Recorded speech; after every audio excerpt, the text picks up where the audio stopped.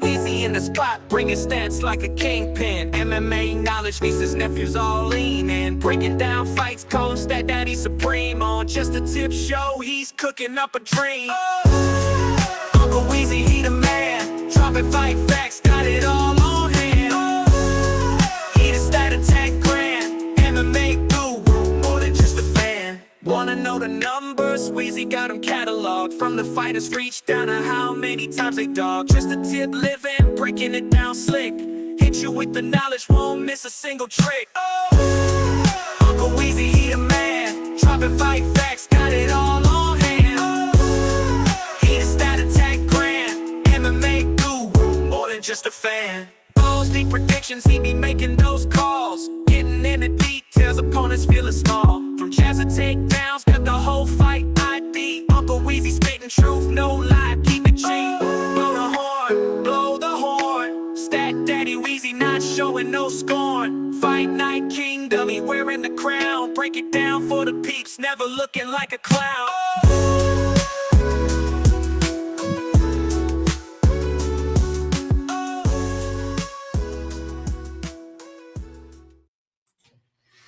Oh, yes. What's going on, everybody?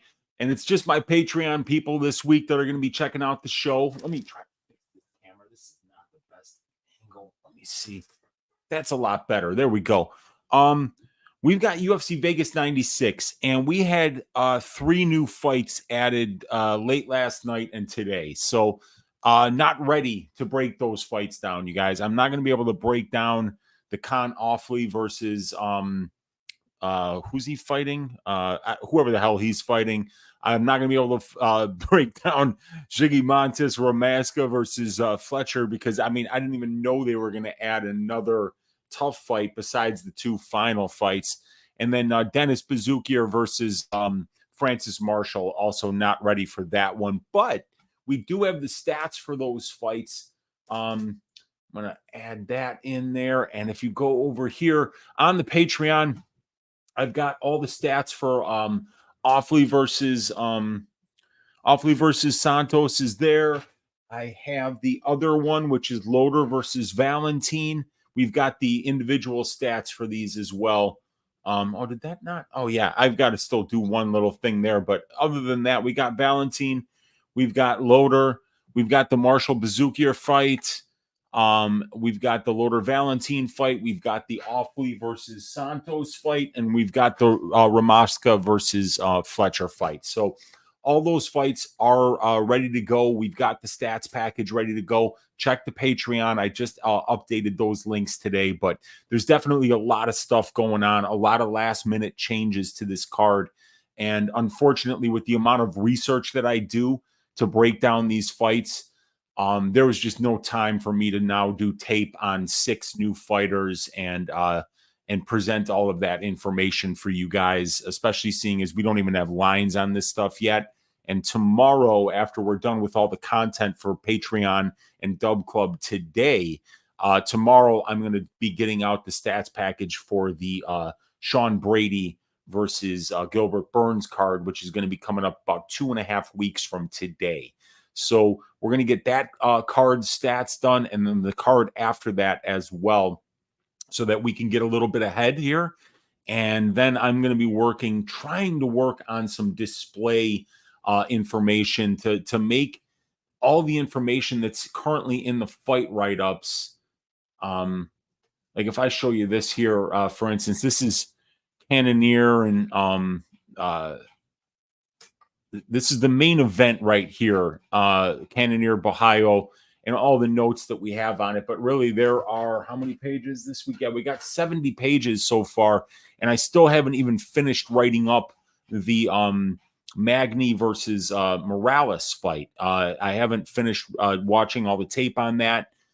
So there's a lot of work, and when fights get added on a Tuesday, there's no way I'm going to be able to be doing the research on that as well as getting ahead on the following week. So we're going to do balls deep breakdowns on all the fights except for Ofli versus Fletcher. Zygimantas versus Fletcher, and the Buzukja versus Marshall fight. Last week, we were up a little bit, I think up 0.15 units. Yes, 0.15 units. Cashed on Casey O'Neill plus money plus 145. We cashed on the fight goes to decision for Glenn versus Song at plus 170. That was greasy, but we cashed on it. We cashed on the dog pick of the week, which was Daniel Hooker. We got the plus 3.5 points handicap at plus 100. Unfortunately, we lost on Uncle Weezy's ass shaving of the week, Stuart Nickel, minus 3.5 points handicap for 1 unit, and 3 units on Jack Jenkins, Herbert Burns, under 1.5 rounds. Got that at plus 105. Loved the line. Thought Jenkins could finish him to the body or to the legs, but he didn't really go to the legs in the first round, basically maybe 2 or 3 times. So that was something I wasn't expecting, and I thought that would be key for him being able to get a finish. And also we got taken down a couple of times, so that slowed down the fight as well. So we lost 3 units there. But for the second time in the last 3 weeks, finished first place on Tapology. My picks have been much, much better lately, and that is a result of all the work that we're putting in here with the tape study and with the new methodology for breaking down fights. So I'm fired up to go through all these fights with you guys. All the information that I have will be presented, even on the fights where we don't necessarily have breakdowns. I'm going to be presenting the visual information of the stats that we do have available. And, because I have been watching this season of The Ultimate Fighter, I can give you guys some basic information on the fights that I'm not ready to break down yet. But anyway, what's going on with you guys in the chat? We got Glinbot in the room saying, "Sup, gentlemen." We got Remdog in the room saying, "Oi." And we got them saying hello to each other. And we got Remdog saying, "Weezy, I've been following the tough season and the fights have been pretty darn good." Yeah, I actually have. And Glinbot saying that the new notes are fire, Weezy. I appreciate that you like them. And I will be sharing them with you guys on the site. Have I made them public yet? I've made them public to anybody with the link, but I'm going to be posting that on Patreon for you guys after the show today. So we've got a lot of work though today. We've got to put in the work on these fights. I have them in order of what we're going on UFC stats. So that will have Wang Cong and Victoria Leonardo as the first fight. So let's get that one up. We got Wang Cong at minus 1,200 going up against Victoria Leonardo at plus 800. Fight doesn't go to decision here. Juice to the tits at minus 205 for this fight. So let me find my notes on this because my notes are all out of order, unfortunately. So I got Valentin Loder there, and I think Wang Cong. Why is Angela Hill there? Where did I? Oh my God. Never mind. All right, let's see here. That's the Loder fight. Here we go. Okay, so with Wang Cong versus Victoria Leonardo, let's first start talking about Cong Wang and the recent trends. Now, she had a dominant performance against Luna, and let me get the stats up here for you guys as well. So.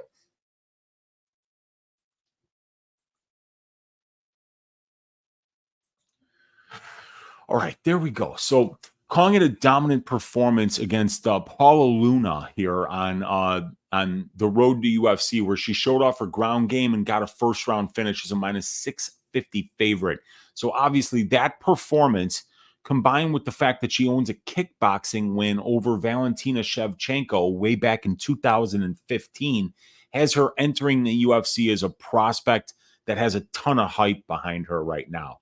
Prior to her road to UFC fight, Cong Wang got a win over UFC fighter veteran Wu Yanan. That fight was a unanimous decision. So she's beaten a former UFC fighter, and her win via unanimous decision over Australian prospect Amina Hadaya was also a decent regional scene win. So her level of competition is probably a little better than what you'd expect for a fighter with only 5 pro fights coming out of the Asian regional scene. And on the Victoria Leonardo side, excuse me, guys, The market's pretty low on Victoria right now. She's been beaten soundly in her 3 UFC losses, but they come against top-notch competition in Manon Fiorot, Melissa Gatto, Natalia Silva. It's important to note that all of these ladies would be significant favorites against Cong Wang, yet Vicky is a bigger underdog to Wang than she was to Fiorot. She was plus 185 to Fiorot. She was actually minus 105 against Melissa Gatto, and she was plus 600 against Natalia Silva. So obviously this line is way out of hand. So I would advise all the parlay bettors to tread very lightly here. Now, the strength of schedule. Cong has fought a very low level of competition thus far as a pro. Her best win is arguably against Wu Yanan, and Wu Yanan is awful. The combined pro records of the 5 ladies that she's fought is 26 wins and 21 losses. And if you removed Wu Yanan's record, which is like 14-7 from there, you'd see that, she's fighting basically around 500 fighters. So Victoria is going to be a slight step up in competition for Wang. Now, Victoria Leonardo, the combined UFC records of the 4 ladies that she's fought is 16 wins and 4 losses. And the 3 ladies she lost to are all top 10 in the division, with the exception of Melissa Gatto, who probably will be top 10 in the division fairly soon. Vicky fought Miranda Maverick twice on the regional scene and has also been in there against Erin Blanchfield, Haley Cohen, and Chelsea Hackett. So no question that Victoria has been in there against the much tougher level of competition as a professional, as well as having the better pro wins. And the distance striking stylistic components, Cong Wang should be the minute and moment winner as long as this fight is at distance striking range. She has a high-level kickboxing background. She's 2 inches taller, and she has a 2-inch reach advantage in addition to being a southpaw. Cong has a kickboxing win over Valentina Shevchenko almost 10 years ago, so obviously she isn't new to combat sports, and kickboxing is her MMA base. Now, Victoria has gotten picked apart at distance striking range in the UFC, but she's faced 2 of the best strikers in the entire division. So Cong definitely won't be the highest level kickboxer she's been in there against. Cong should win the distance striking exchanges, but Vicky will likely look to close the distance, clinch up, and make this a grimy fight. So Kong's striking advantage could be nullified if Vicky fights smart. And then for the clinch and the grappling stylistic components of this fight, Vicky is 4-1 career to the submission, and in her wins, the UFC and on DWCS, we saw that she does her best work when she clinches up and wears on her opponents, looking to land clinch elbows and knees while looking for takedowns and top control. Her pressure and pace are relentless, and there isn't any quit in her. So Vicky does have the grit and the heart to fight with this kind of style successfully. Cong definitely prefers to stand and bang, but she showed in her road to UFC bout that she can stop takedowns, defend submissions, and land solid ground and pound and get submissions in her own right. Cong is 2-0 to the submission as a pro, so she does have a ground game to complement her high-level kickboxing pedigree, but it remains to be seen how her grappling game will translate at the UFC level, and Victoria Leonardo will be a great test to find out where she's at in that respect. So for Cong Wang, the strengths in this fight, she's 2 years younger, she's 1 inch taller, she's got a 2-inch reach advantage, she's the southpaw in the southpaw versus orthodox matchup, and she's got the striking advantage here, but she's got a lack of high-level pro experience in mixed martial arts. Now, Victoria Leonardo's got the pro experience advantage, 9 more pro fights, 80 more minutes of cage time, 4 more years as a professional mixed martial artist. She's got the UFC experience advantage with 4 more fights and 37 more minutes of octagon time as Cong makes her UFC debut on Saturday. And the strength of schedule advantage goes to Victoria as she's fought and beaten the more experienced brand of pro competition with the better win-loss ratios. But Victoria's been finished in all 4 of her losses. She takes a lot of damage in there. So this is a show-me spot for Cong Wang. She has the hype. She has the size. the striking, and even has shown off some recent grappling chops in the Luna fight. She's a minus 900 favorite, or 90% implied, to win her UFC debut against a more experienced opponent who has fought and beaten the much better brand of competition. I favor Cong's striking, but Victoria fights with a style that could give Cong some problems. Victoria is probably going to pressure, look to clinch up with Cong, and try to mix in the takedowns and rack up some control time in top position if she can, while landing ground and pound, and it's going to be up to Cong to stop that. Cong did show good takedown defense and the ability to keep the fight at distance striking range in the Wu Yanan fight, and she also showed the ability to win minutes and moments on the mat in the Luna fight. So there isn't any guarantee that Leonardo will find success with her grappling.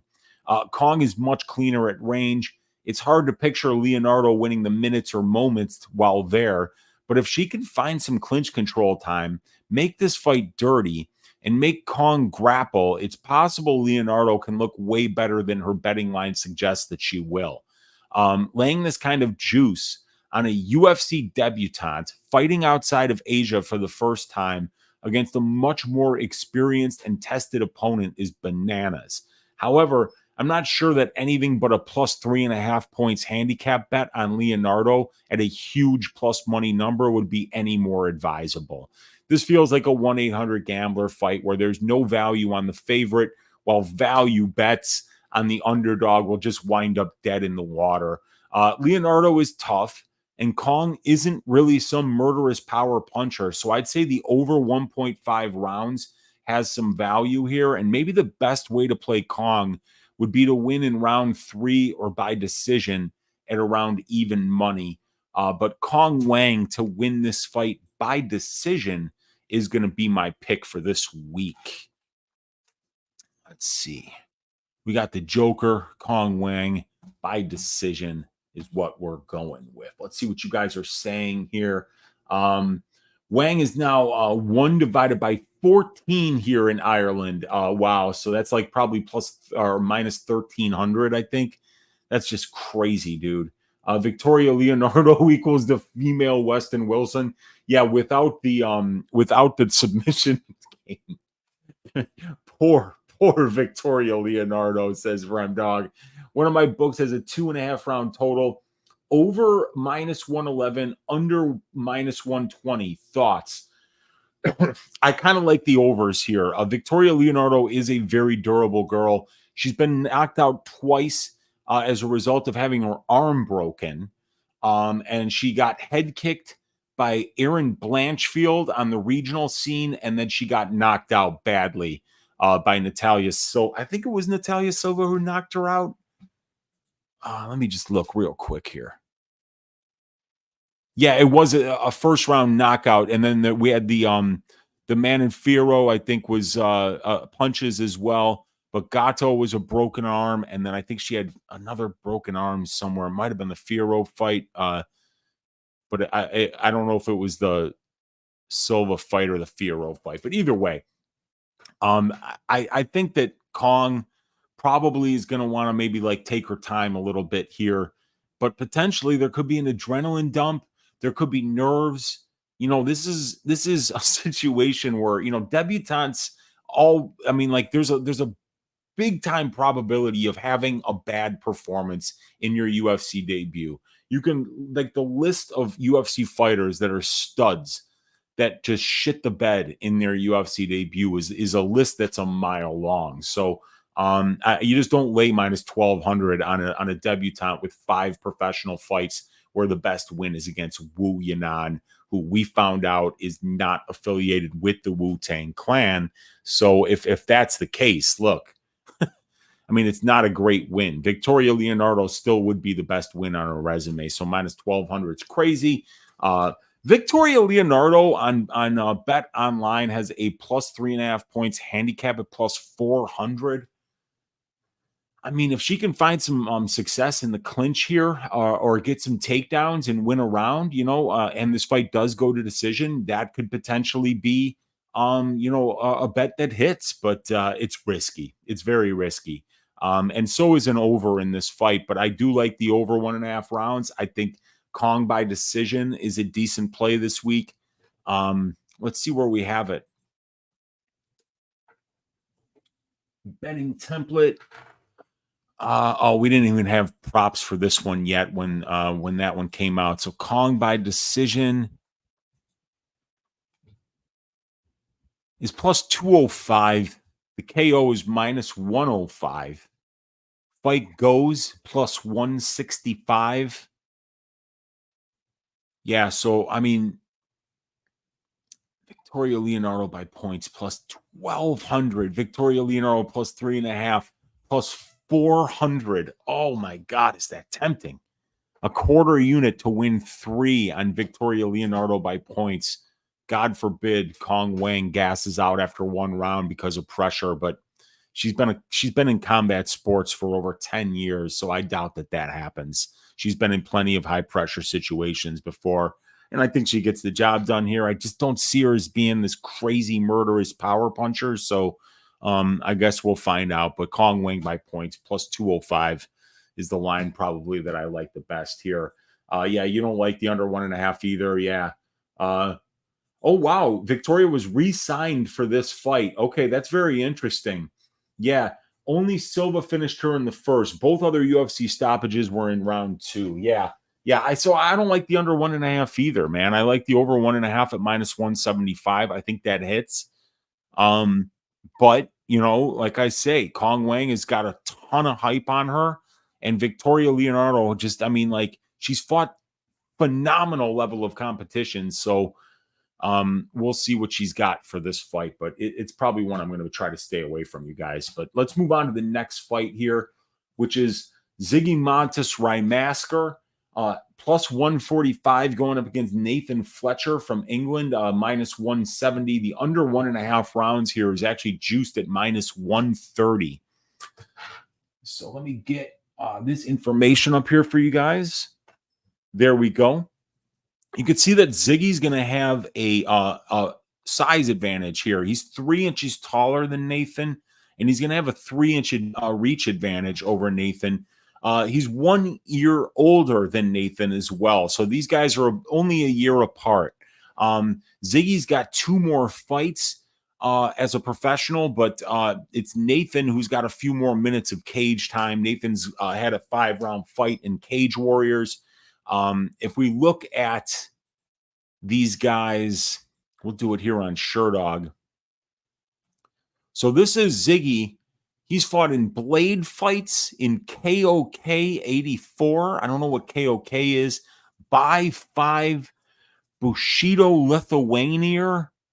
So, like, he's fighting in very low-level organizations. And while Nathan Fletcher actually fought for the Cage Warriors featherweight championship, he lost that fight to Dominique Wooding back in 2021. He only fought once in 2022, and he's only fought once in 2023. And then now he's had 1 fight in the Ultimate Fighter House here at 145 here in 2024, and this will be his first fight since April 15th, 2023.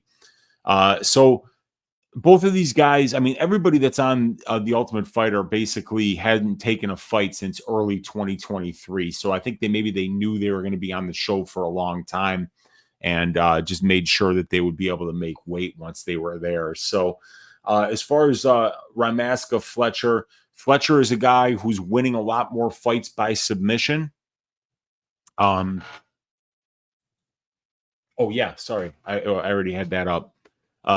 Fletcher is 6-0 to the submission, and he's 1-1 to the KO. While Rymaska 5-1 to the knockout. He's got a ton of power. He's 4-0 to the submission, but he's 0-1 to the decision. So I would say that Fletcher, while being the smaller guy, has got a little bit more experience in terms of minutes in the cage.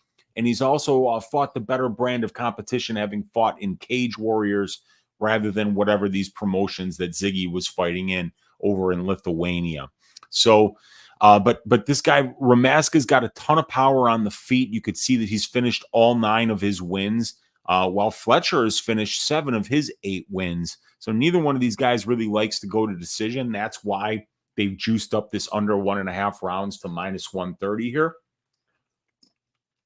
But honestly, I haven't seen any of Rymaska's fights outside of the Tough House, and I haven't seen any of Nathan Fletcher's fights outside of the Tough House. So this is the information that's available. If you look for this spreadsheet, is available on the Patreon right now. And as a matter of fact, so you guys, let me just do this. I'm going to go to the Patreon. I'm going to post the fight write-ups right now for you guys. Do a link. All right. B. UFC Vegas 96 fight write-ups. Paid members only. Publish. And then I'll do it on Dub Club as well.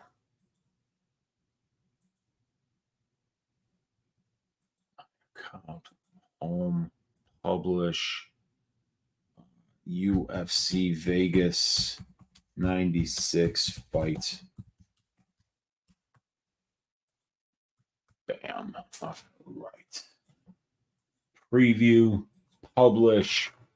Okay. So now you guys have access to those write-ups so you can follow along with the rest of the show if you want to do that. But yeah, so no official prediction for Rymaska versus Fletcher. I haven't done any research, but I think probably Rymaska is going to be trying to look to keep this fight standing. Fletcher's going to be looking to get it to the ground because Fletcher's 6-0 to the sub. And I think that Rymaska is going to be looking to knock this dude's head off. So that's what's up for that fight. Don't really have anything. I don't know if you guys do. Rymaska is a badass. Just wish I knew more details about his facial injuries. Yeah, so I mean, like, he had some problems in the house. I know that he was supposed to fight in the semifinal to get to the finals, but I don't think he fought. It looks like it was that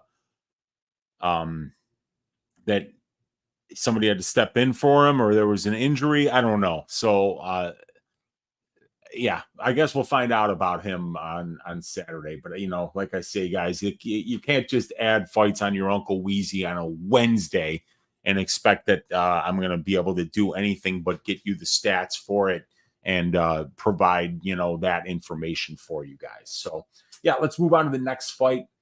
It's going to be Jacqueline Cavalcanti at -200 going up against Josie Nunes, the +170 underdog. The fight doesn't go to decision for this fight. Is +180. Right, let me get that up on the screen for you guys.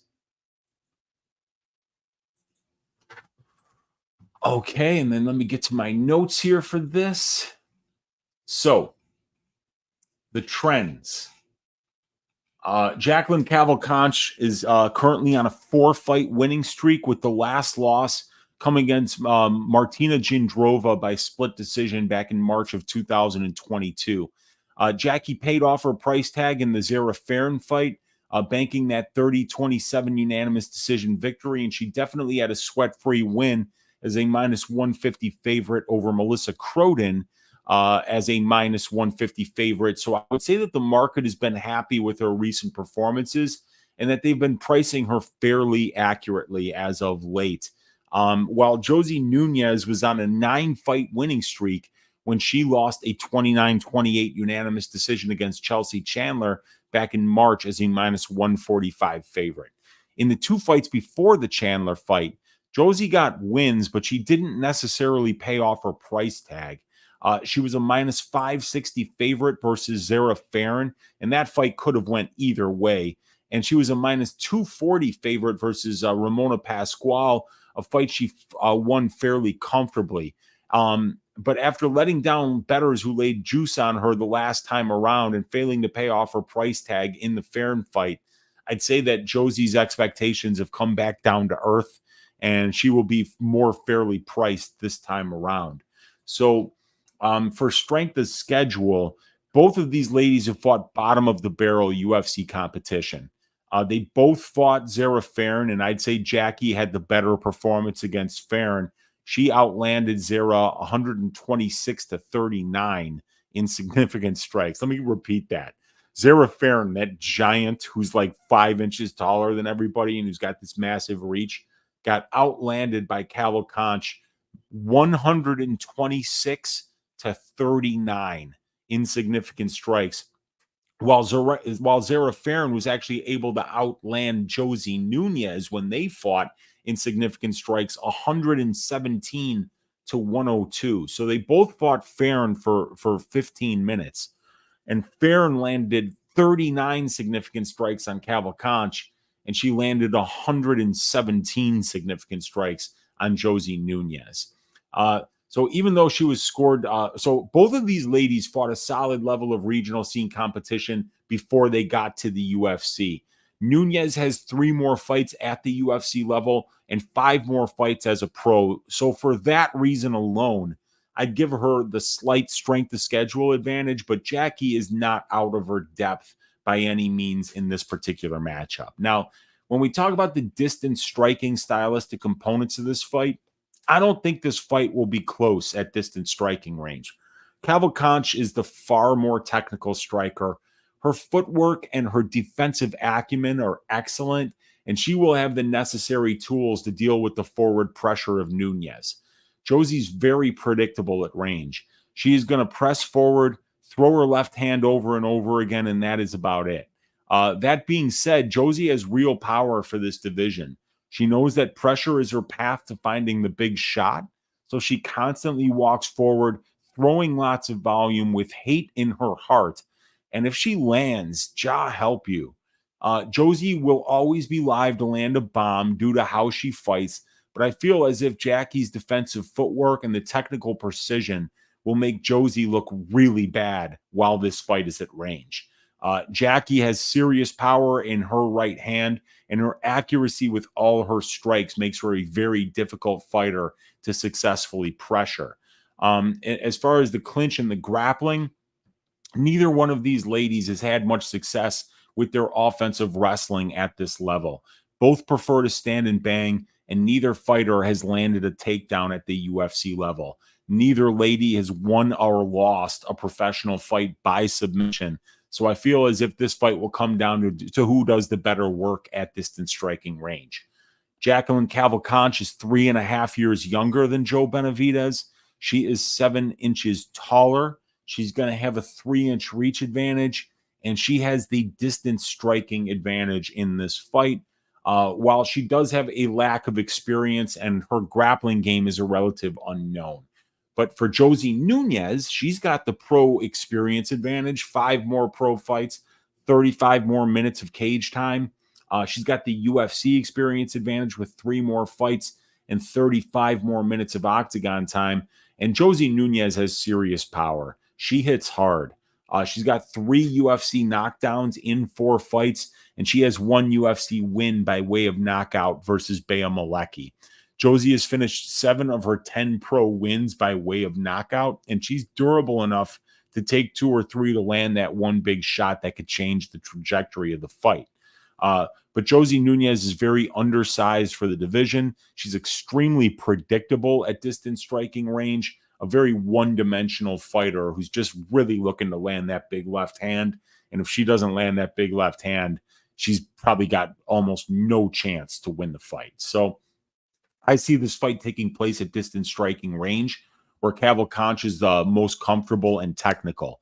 Jackie's height and reach advantages, they should serve her well at distance striking range, and her defensive footwork and lateral movement should help her deal with the constant forward pressure of Nunes.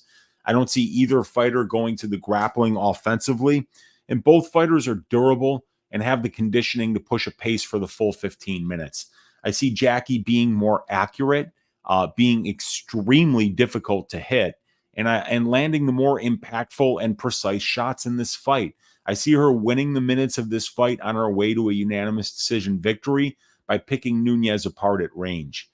Nunes' advantages in the overall and UFC experience and the edge she holds in the power won't be enough to outweigh how outmatched she is in technical striking ability in this fight. As long as Josie doesn't land a bomb, I see Jackie just cruising in this fight. So I'm going with Jackie Cavalcanti to win this fight by decision, keeping the fight at distance striking range, landing the bigger shots, using the defensive footwork, the head movement, and the range management to avoid the big shot from the slow and the predictable Nunes. I think it's really important to note here. Jacqueline landed 7.8 and only absorbed 2.6 significant strikes at distance. Zara Farron was throwing 17.4 attempts per minute, and she was only landing 2.6. Cavalcanti showed 85% distance striking defense in her UFC debut. Her footwork is beautiful. Her defense is excellent. She's constantly moving laterally. She gets you to chase her. And when you get sloppy with your strikes, she counters with that straight right hand, and it hits very hard. So I think Cavalcanti is looking good to win this fight. I've got her money line parlayed up this week, and my pick is going to be Jacqueline Cavalcanti to win this fight by decision. Look at how handsome Joe Benavidez is here, cosplaying as a women's bantamweight fighter and Josie Nunes. It's a great picture, but we're going to go with Jacqueline Cavalcanti to win this fight by decision. All right, we got Remdog saying, I just see Cavalcanti being the fighter improving at this stage of their career. Same game parlay. Cavalcanti money line over 2.5 is plus 107 for 1 unit. I like that a lot. The Joe Benavidez experiment was fun while it lasted. Yeah, I know, man. It's over, dude. Joe, retire. You've got a wife. You've got a family. Concentrate on that. Who cares if you could beat Jacqueline Cavalcanti at your age? You know, I mean, just going out there swinging bombs, pretending to be Brazilian. It's disrespectful. So yeah, I mean, like it was fun while it lasted, but it's time to pack it in, Joe. Go home, be with your family. So this is going to be Jacqueline by decision, I think. But the KO prop at plus 1,000 is a little bit cheeky this week. I like it a lot. But let's move on to the next fight here. And it is going to be Viacheslav Borshchev going up against Jimmy Llontop. We've got Borshchev at minus 225. Llontop plus 190. Fight doesn't go to decision for this fight at minus 150. Is that the order that I had it on this sheet? Yes, it is. So we've got the stats up there. Let's see if this is the, yep. So let me get my trends for you guys for this fight. Viacheslav Borshchev. Slava is coming off getting absolutely destroyed by Chase Hooper as a minus 140 favorite. The talking point will be that Chase dropped Slava. Therefore, Slava's striking is in question, but my advice would be to completely ignore that narrative. That narrative is fucking bullshit. Slava has elite striking, and he will be the much more dangerous striker in this matchup. Slava won 13 of the 15 minutes of the Sadikov fight, but it was called a draw due to the massive second round Sadikov had when he dropped Slava and almost finished him on the mat. Slava took apart Meerschaert at distance striking range and definitely outperformed his minus 160 price tag in that fight. I'd say Slava has been priced accurately by the market, except for in his most recent fight where they priced him as a favorite against Hooper when Hooper looked minus 1,000. Jimmy Llontop shat the bed in devastating fashion by getting finished in the first round by Taco Padilla, a last-minute replacement in his last fight as a minus 450 favorite. Jimmy Llontop was to Taco Padilla. So I would say that he's going to be undervalued by the market in this matchup. We need to keep in mind that Jimmy missed weight by 0.5 pounds, so only a half pound, that it was his UFC debut, and Padilla was the third opponent that Llontop was scheduled to fight. So there were some circumstances worth taking into account for Llontop in that last fight. Jimmy looked great in his Dana White Contender Series fight versus Malik Lewis. He dominated the striking exchanges. He pushed the pace, and he showed solid anti-grappling and takedown defense. It was such an impressive performance that it probably got the market expectations a little bit overblown going into his UFC debut. So the strength of schedule for both fighters, Borshchev has definitely been tested at a higher level compared to Llontop. Slava has 5 more fights at the UFC level, and the combined UFC records of his 6 opponents is 22 wins and 15 losses, while Llontop's only UFC opponent, Taco Padilla, is 1-0 in the UFC. Slava's UFC wins aren't really high level. That's Dakota Bush and Mahashate, but he's proven over his 6 UFC fights that his striking is elite, and his metrics bear that out. As long as Slava isn't not getting rinsed in the grappling exchanges, he's proving to be an above-average UFC fighter. Llontop has 1 UFC opponent, and that is the short-notice regional scene journeyman Taco Padilla, and he was finished in the first round of that fight after making a mistake, getting his back taken in a scramble. Llontop looked excellent on Dana White Contender Series against Malik Lewis. He won a unanimous decision in that fight as a -170 favorite. And prior to that, he fought at both 155 and 170 pounds in Fusion Fighting Championships, and he was the FFC 170-pound champion. He fought a lot of experienced regional scene veterans while there, and he performed very well against them. So I'd rate Borshchev as having the better overall and UFC strength of schedule here. He's faced the much higher level guys, and his durability and heart have been proven at the highest levels. So at distance striking range, both of these guys are excellent distance strikers. Both are very defensively sound. Both mix up their targets and their attacks well, and both can keep a high pace at distance for an extended period of time. Borshchev's UFC distance striking metrics are incredible. He lands 9.1 distance strikes per minute and only absorbs 4.4. So that is a positive 4.7 distance striking differential with 56.5% accuracy and 66% defense.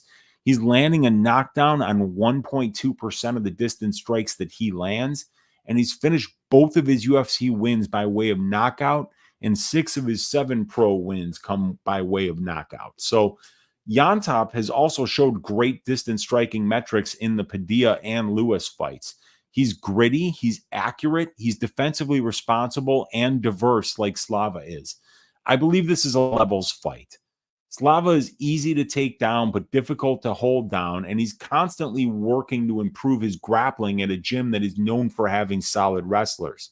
Slava is so much faster, and he throws in combination constantly. I believe he will be faster, more accurate, harder to hit, and more powerful while this fight is at distance striking range. The grappling exchanges are a different story, but if I'm rating who's more likely to win minutes or moments at distance striking range here, I would definitely favor the Borshchev side with a lot of confidence. Now, when it comes to clinch and grappling components of this fight, Slava's weak point has been the grappling exchanges. Over 50% of Slava's UFC cage time is spent in control time positions, and Slava's losing 95% of those positions. He's getting taken down 6.3 times per 15 minutes, and his takedown defense is sitting at 36%. Slava does have a good get-up game, but when he faces top-notch wrestlers with good top games like Mike Davis and Mark Diakese, he loses a ton of minutes on the ground.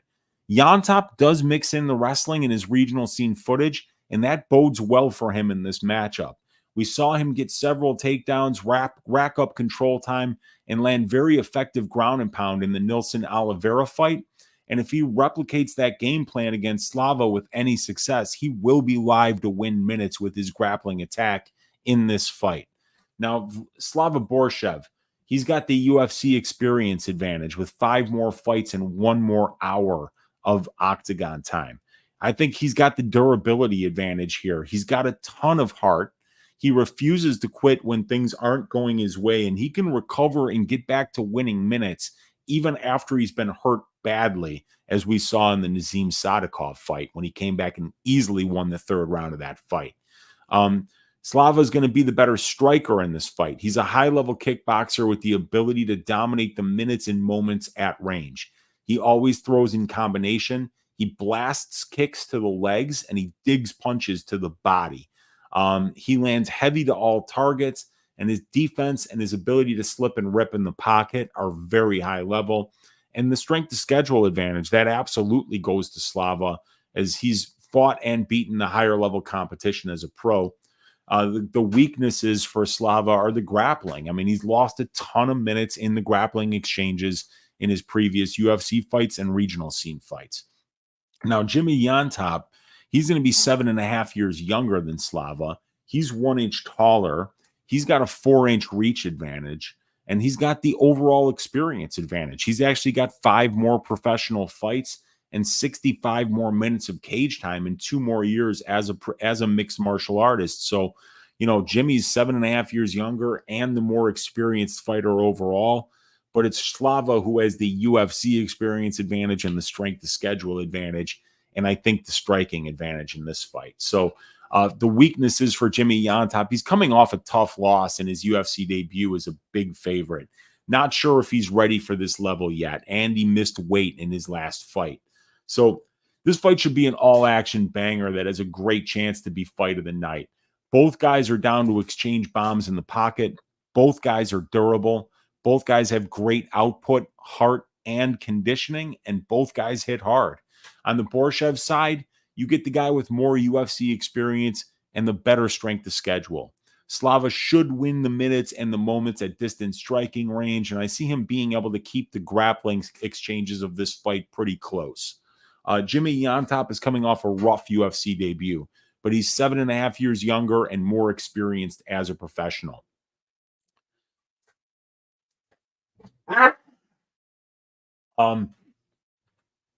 More experience as a professional. Okay, even though Slava has the striking advantage, Jimmy has really solid striking in his own right, so this fight might play out closer on the feet than what I'm envisioning. Jimmy should be the fighter more likely to win minutes with his offensive grappling, and he's definitely underpriced for this fight due to him blowing it as a -450 favorite in his debut. Llontop still has a ton to prove at this level. Outstriking Malik Lewis and Taco Padilla does not mean he's ready to get into pocket exchanges with Slava Borshchev. And I believe Slava's leg kicks are going to be a serious problem for Llontop, who's very heavy on his lead leg. Both of these guys switch stances, but I love Slava's speed and power advantages at range in this fight. And I'm confident he's going to win the minutes and moments of this fight at distance striking range due to his superior defense and combination striking in the pocket. Llontop is 1 win and 2 losses to the submission as a pro, so I don't worry too much about his ability to dominate the grappling exchanges of this fight. I think Slava puts on a striking clinic here and that he gets a late stoppage. So I'm going to pick Slava Borshchev to win this fight by 3rd round knockout. KO. Round 3. Llontop still has a lot to prove, and this fight will be by far his toughest test as a pro. I think Slava's get-up game is good enough to limit Jimmy's ability to win a lot of minutes with his grappling game in order to make up for the striking disadvantage that Jimmy's at in this fight. I think Slava's strength to schedule, UFC experience, and striking advantages are going to be too much for Jimmy to overcome in this fight. And not to mention, when you watch the regional scene footage on Llontop and you see him doing his best work, it's at 170 pounds. That's where he does the best work because he can put a pace on his opponents there. But at 155, he's not fast enough. He's not athletic enough to hang with these guys. So I don't think 155 is the best weight class necessarily for him. Just like another Peruvian guy in Rolando Bedoya that we saw up at 170, he puts on this pace. He works hard to win the minutes, but the power isn't really there. And when you go down a weight class, the speed disadvantage becomes a serious problem. So yeah, I think Borshchev is going to absolutely style on this dude and finish him late in the fight. So I'm going with Borshchev by 3rd round knockout in this fight. All right, let's get to the next fight, which is going to be Reese versus Jose Medina. We got Reese as a -550 favorite in this fight. Medina is the Bolivian heavy bag, and he is a +400 underdog in this fight. The fight doesn't go to decision, juice to the tits at -500 for this fight. So if we look at the summary of the recent trends for these two fighters after I get some water.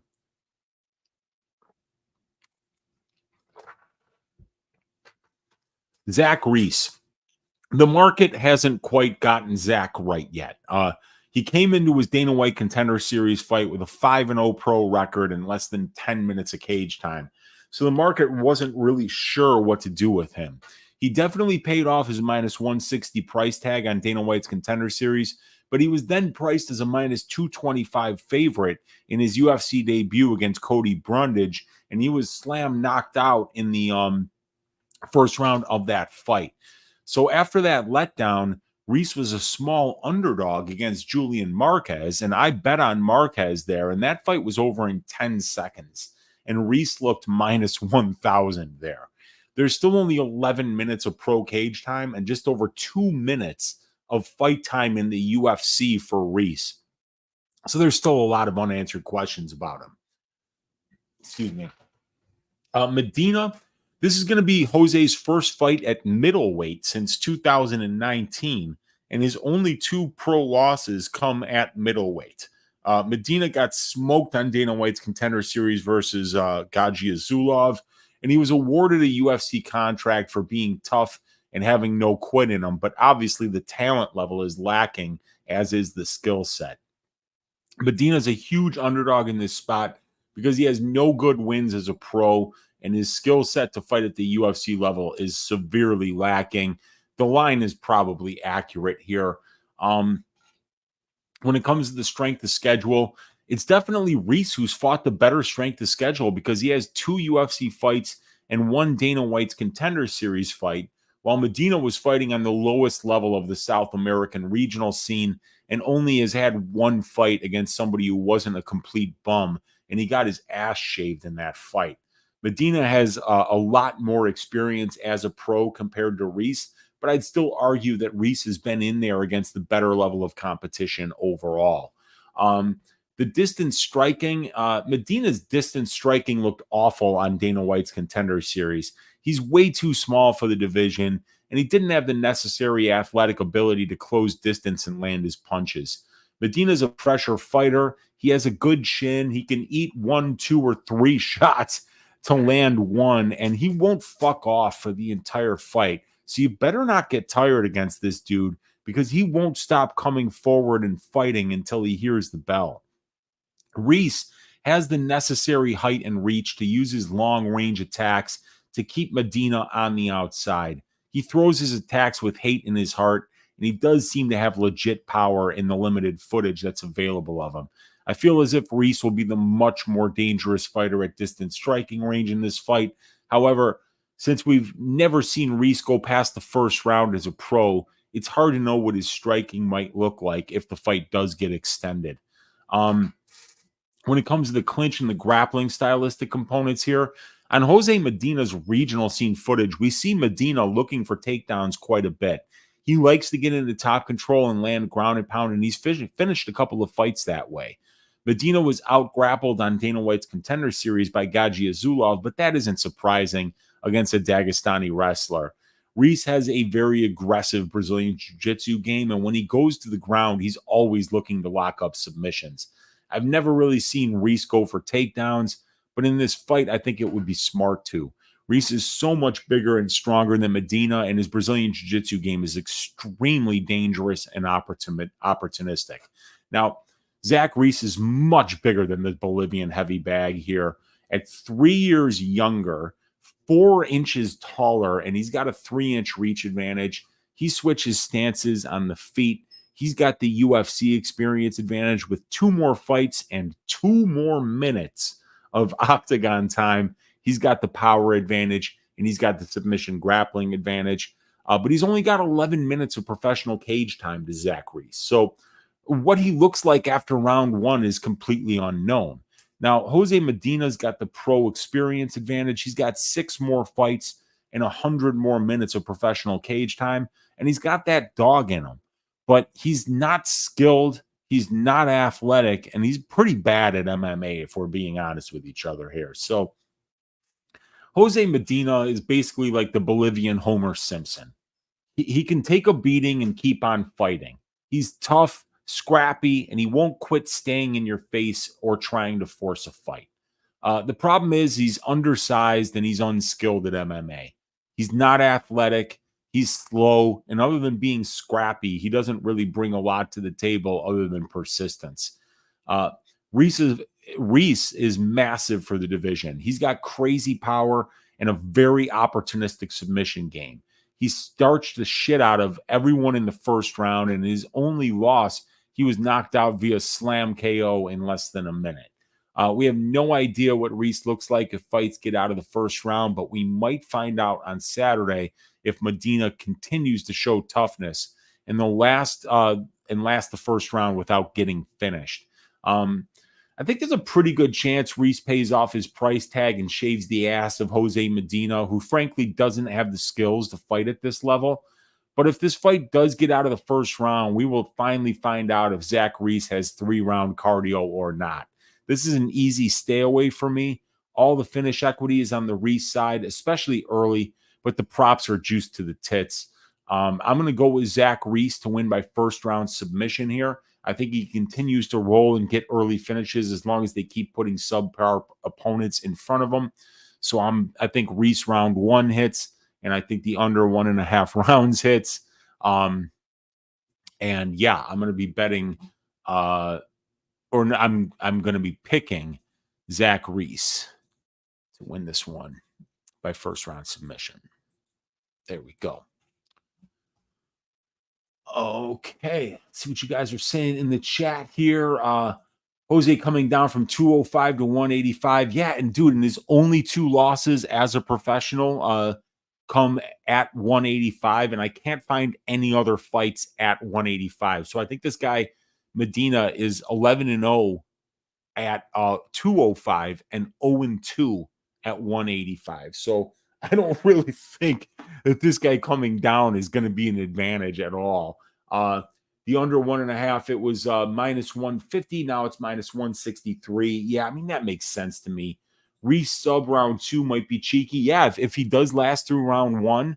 The thing is that, while I don't think Medina's should grapple here, I also don't think he has the tools to deal with Reese at range.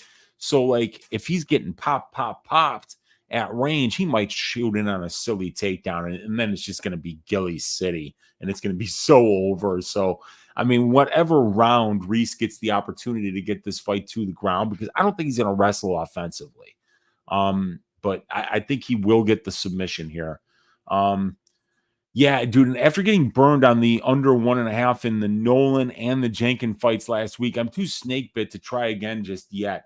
Yeah, and it could be a club and sub as well, says Glendot, which makes a good point.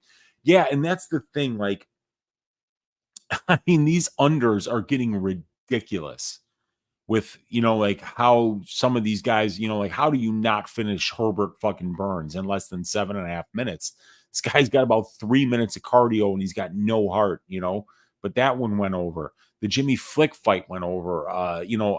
Flick versus Manus, and Manus got cut for that performance because it was such bullshit. I was just talking about how Tom Nolan, on Probability last week, about how Nolan by decision was interesting just because fighters don't make shit. And when they see plus 1,000 by decision against an opponent that's got nothing for them, they can just go out there and win the minutes and, make some backdoor money because they don't make shit as fighters. So, yeah, I'm getting burned a lot in this shit. So like under 1.5 or just something that I'm really I'm looking for contrarian overs, because one of the reasons to bet a contrarian over right now is because none of these unders are hitting. So it's just really weird. Over 1.5 plus 240 in the Nolan fight was sweet. Congrats if you hit that, man. Yep. All right, you guys, let's move on to the next fight. It is going to be Dennis Buzukja versus Francis Marshall. This fight was just made late last night. I have no idea what's going to happen here. I didn't research this one, obviously, because it was such late notice, but I did get the stats for you guys here. So let's just take a look at those and see what we got on paper for this fight. Francis Marshall, about a year and a half younger, and he's going to have a 2-inch reach advantage here. Buzukja is going to have the overall experience advantage with 7 more fights and about 75 more minutes of cage time. And both of these guys have 3 UFC fights in 26 minutes in the UFC cage. So they've both fought a decent amount of UFC competition here. Buzukja has fought the better brand of competition overall, having fought Woodson, Emmers, and Matthews compared to Rojo, Gomez, and Bulgarian, who have a 4-4 record in the UFC, while Buzukja's opponents have a 9-6 record in the UFC. At distance striking range, I don't know. At grappling, I know that Francis Marshall will shoot some takedowns. We've seen Buzukja get taken down over and over again by Sean Woodson, who's not really a great grappler at all. So, yeah, maybe we see Marshall get some takedowns here. I think he's a pretty good boxer. I think Buzukja will be just as good of a striker on the feet as Marshall is. So, yeah, I think it's a pretty close fight. I think it's kind of ridiculous to have Marshall be a 60% implied favorite when he's taking a fight on 3 days' notice at his natural weight class and is going to have to make weight. Also, I think it's important to note that we haven't seen Francis Marshall for over a year, coming off that absolute ass shaving that he took at the hands of Isaac Bulgarian. So long way off from Marshall. 3 days notice for this fight against a guy in Buzukja who was supposed to fight a really tough opponent in Danny Silva. So big step down in competition from Silva to Marshall for Buzukja here. I think probably this is dog or pass in my opinion, but because I haven't taped either of these guys and because I haven't written the fight up, I'm going to stay away from it and I'm not going to make a prediction on it. Let's see what you guys are saying in the chat about this one. Oh, this one's at 155. It was listed at 145. It's shown as featherweight here on Tapology. Let's see what they got it at here. Lightweight. So yeah, UFC Stats has it at lightweight. So that is important. That's 10 less pounds for Francis Marshall to have to cut. And now Dennis Buzukja is probably not far off from making lightweight at this point, so it's going to be an easier cut for Buzukja, but that's interesting. I thought it was going to be at featherweight because Tapology had it listed at featherweight. If Marshall comes in heavy, it might get interesting. Yeah, maybe it will, but I don't think he's not really any bigger than Buzukja. I think what is he, 2 inches taller? Is that what we said? No, same height. He's just got a 2-inch reach advantage. So these guys are about the same size. So yeah, that is interesting. All right, you guys, let's move on to the next fight though, because I'm not going to give you a prediction on a fight that I haven't broken down.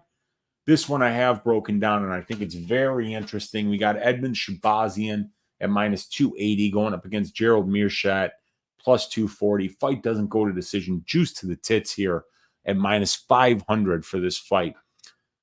So let me get these stats up here for you guys. Shahbazyan and Meerschaert. There we go. Right.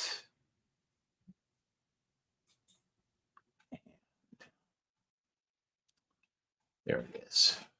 You get some water here.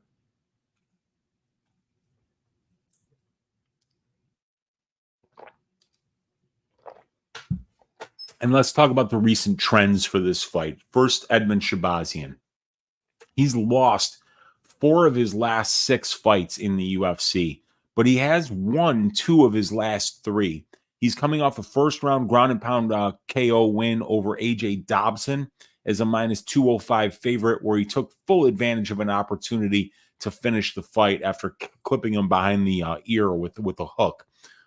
Before that, he got cooked by Anthony Hernandez as a +170 underdog in a fight where he had a great first round, but then he succumbed to the pace and pressure of Hernandez and was finished in the third.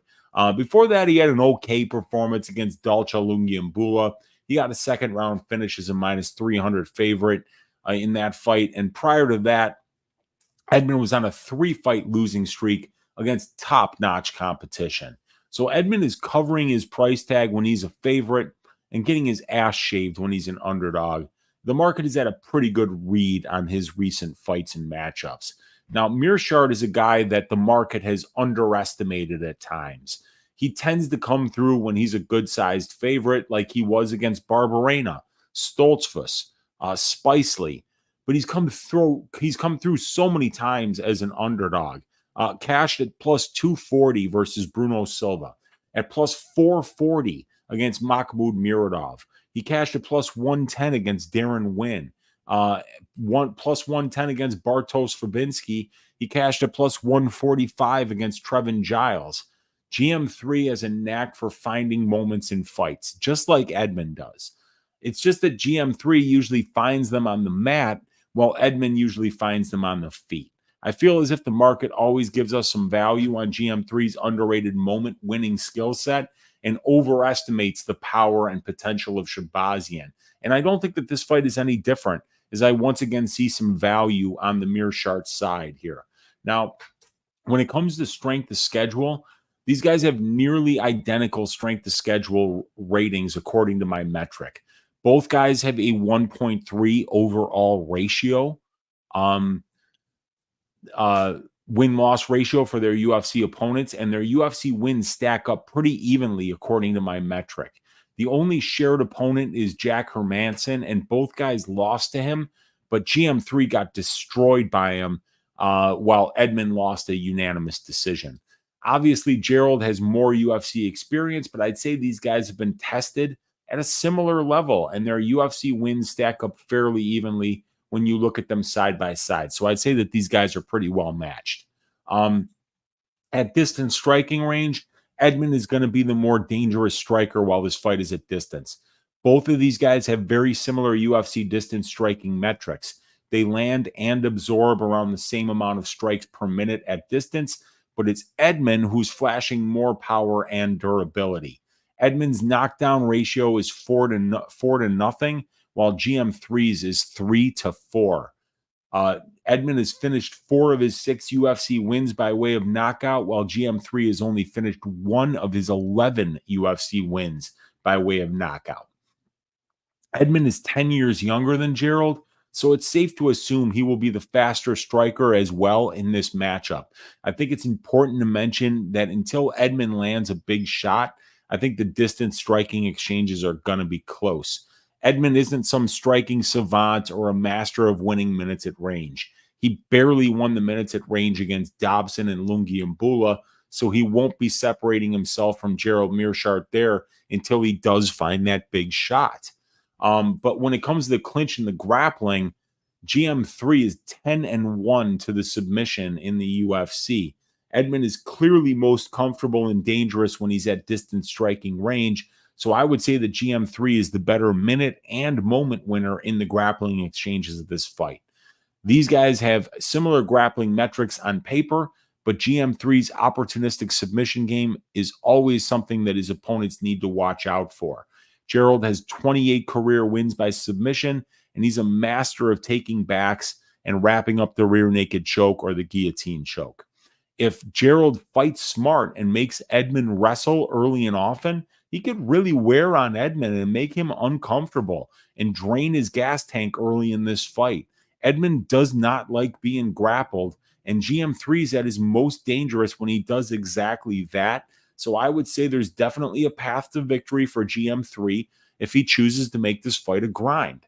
But Edmen Shahbazyan is 10 years younger than Gerald. He's 1 inch taller. He's got the striking advantage. He's got the power advantage. But when it comes to cardio and durability, those are big weaknesses on the Shahbazyan side. Now, Gerald Meerschaert's got the pro experience edge with 36 more fights and 255 more minutes of pro cage time in 10 more years as a professional. And he's got the UFC experience advantage as well with 10 more fights and 85 more minutes of octagon time.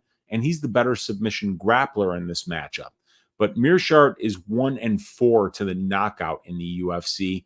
He's been dropped 4 times in 20 fights. So if there's, the fact that he's been knocked out so many times is a very bad thing against somebody like Edmen Shahbazyan. So Yeah, I'm looking for Shahbazyan to potentially win this fight by knockout, and Gerald Meerschaert's going to be live to get a submission. So this is definitely one of the more interesting stylistic matchups on the card. The grizzled veteran with 53 professional fights and a 95% career finish rate in his wins, squaring off against a killer be killed fighter in Shahbazyan, who's only been a decision twice in 17 pro fights. I think Meerschaert is being underestimated by the betting markets here, as he has been many times in the past. Edmen is 10 years younger, he's 1 inch taller, and he's the more dangerous and powerful striker in this matchup, while GM3 has more experience overall and in the UFC, and he has the minute and moment winning potential in the grappling exchanges. To me, this fight comes down to whether or not Edmen can land the fight-changing moment, like he did with the left hook in the Dobson fight and the step-in knee in the Lungiambula fight. If that moment doesn't come, I think GM3 wins this fight. If the fight goes the full 15 minutes, and I think it can, I see it being a close fight because neither guy is a master of minute winning. GM3 needs to fight smart and make Edmen grapple. Edmen is not dangerous on the mat, and Gerald is. Edmen doesn't show a lot of urgency on the feet, so if he doesn't land that fight-changing shot, it's possible that these guys have distance striking exchanges that are too close to call. Edmen's best path is to win by knockout, and GM3's best path is either a submission or a grappling-based decision. I think I'll lean towards the guy who is 10 years younger and whose power can change the fight on a dime. But with where the money line is currently at, with Shahbazyan as a minus 280 favorite, this is clearly dog or pass to me because I think Gerald has more ways to win this fight. I'm going to pick Edmen Shahbazyan to win this by second round knockout. He's 10 years younger. He's way more explosive on the feet. And I think he'll have enough time to find that shot because GM3 cannot be counted on to chain wrestle at a pace for 15 full minutes. So I'm going to pick Shahbazyan to win this one by second round knockout. KO 2, but I'm not probably going to bet it because the number is kind of ridiculous. We got the KO is minus 125. And even though it's, my model says it should be priced at about 40%, this thing is priced at 55%. So it's just too much. The decision prop at plus 550 is interesting because Gerald Meerschaert's never won a decision in 11 UFC wins.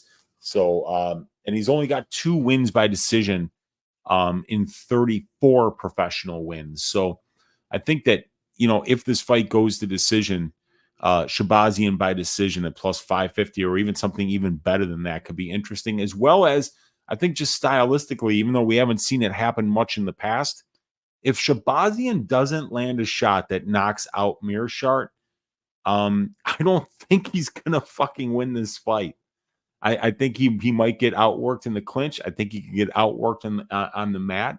And I think Gerald throws a lot of kicks from range and he could potentially keep the fight very close at distance striking range, where if he does have success with the grappling, he could win a decision as well. But yeah, Shahbazyan by second round KO is the official pick here. And this is not a fight I'm running to the window to bet by any stretch of the imagination. All right.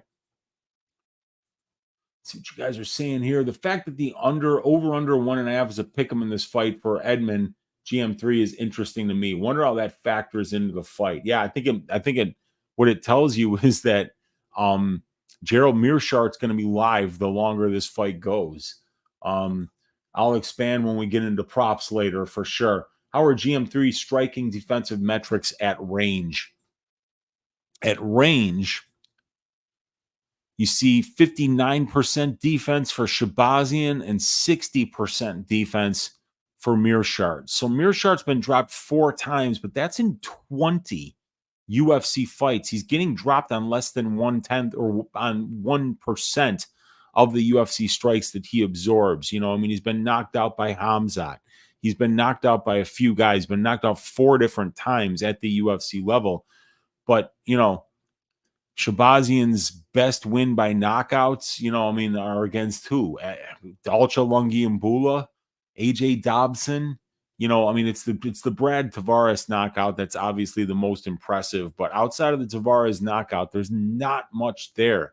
But he did look great in the first round against Anthony Hernandez, but Hernandez is stupid durable. So I think Shahbazyan round 1 or 2 knockout. Let's see if we got that.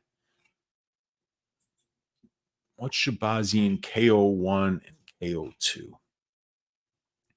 Plus 220 KO1 plus 425 KO2. So let's see the rounds here. If we get Shahbazyan to win in rounds 1 or 2 is minus 120, but it's plus 300 to win round 3 or decision. So yeah,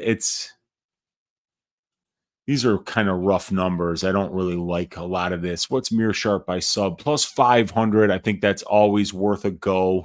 If we look at the parlays, Meerschaert round 2 or 3 sub. Round 2 plus 1,600 plus 1,900 for round 3. That's not great at all. Let's see if we got any numbers here on DraftKings yet for this fight. Nope. Okay. All right, let's move on to the next fight here. And it is going to be Neil Magny plus 625. Michael Morales minus 925. Fight doesn't go to decision here at plus 125. So check it out. Michael Morales is minus 925 in a fight that's scheduled, that's supposed to go to decision more than half the time, probably about 60% of the time. Boy, I hope the judges don't fuck it up if you're laying minus 925 here. Always, you know, good to look at those correlations. And yeah, when you're laying minus 925 on a fight that's supposed to go to decision 6 out of 10 times, that's a no-no, ladies and gentlemen. But let's talk about the trends in this fight. I'm going to get some water. So Neil Magny is 37 years old, and he's 3-3 in his last 6 fights. His wins are over Mike Mallet as a plus 300 underdog, Phil Rowe as a minus 175 favorite, and Daniel Rodriguez as a slight minus 120 favorite. The losses were against Ian Gary as a plus 380 underdog, Gilbert Burns as a plus 400 underdog, and Shavkat Rakhmonov as a plus 370 underdog. Magny has been a plus 300 or higher underdog in 4 of his last 6 fights. So even though Neil is 22-10 in the UFC, he's being disrespected by the market, especially when he's facing top 10 guys in the division. When Neil wins, he tends to live in the margins. So even though he's coming through occasionally as a massive underdog, he still is having a hard time paying off his price tag when he does win. The market is not high on Magny, and it's quite the opposite on the Morales side. Now, Morales is only 25 years old. He's 16-0 as a pro, and he's 4-0 in the UFC. He fought Nikolai Veretennikov on Dana White's Contender Series, and he was priced as a plus 190 underdog in that fight, and he won a unanimous decision there, which earned him some respect. Then he was priced as a pick'em against Trevin Giles in his UFC debut. So obviously the market was starting to warm up to him a little in that fight. But when he finished that fight by first round knockout, the market respected that win in his UFC debut as a major accomplishment. And the days of getting Michael Morales at a discount were over forever. Because he was priced as a minus 650 favorite in his next fight versus Adam Fuggett. Then minus 250 over Max Griffin and minus 305 versus Jake Matthews. So, I mean, like, he hasn't been priced cheaper than 70% in his last 3 fights. So, at this point in his career, Michael Morales is overpriced in comparison to his performance inside the cage.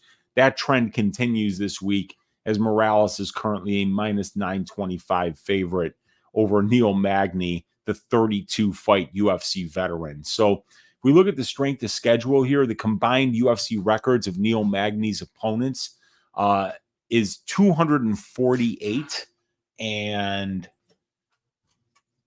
248 and 181. And the combined records of the 22 fighters that he's beaten at the UFC level is 135 wins and 120 losses.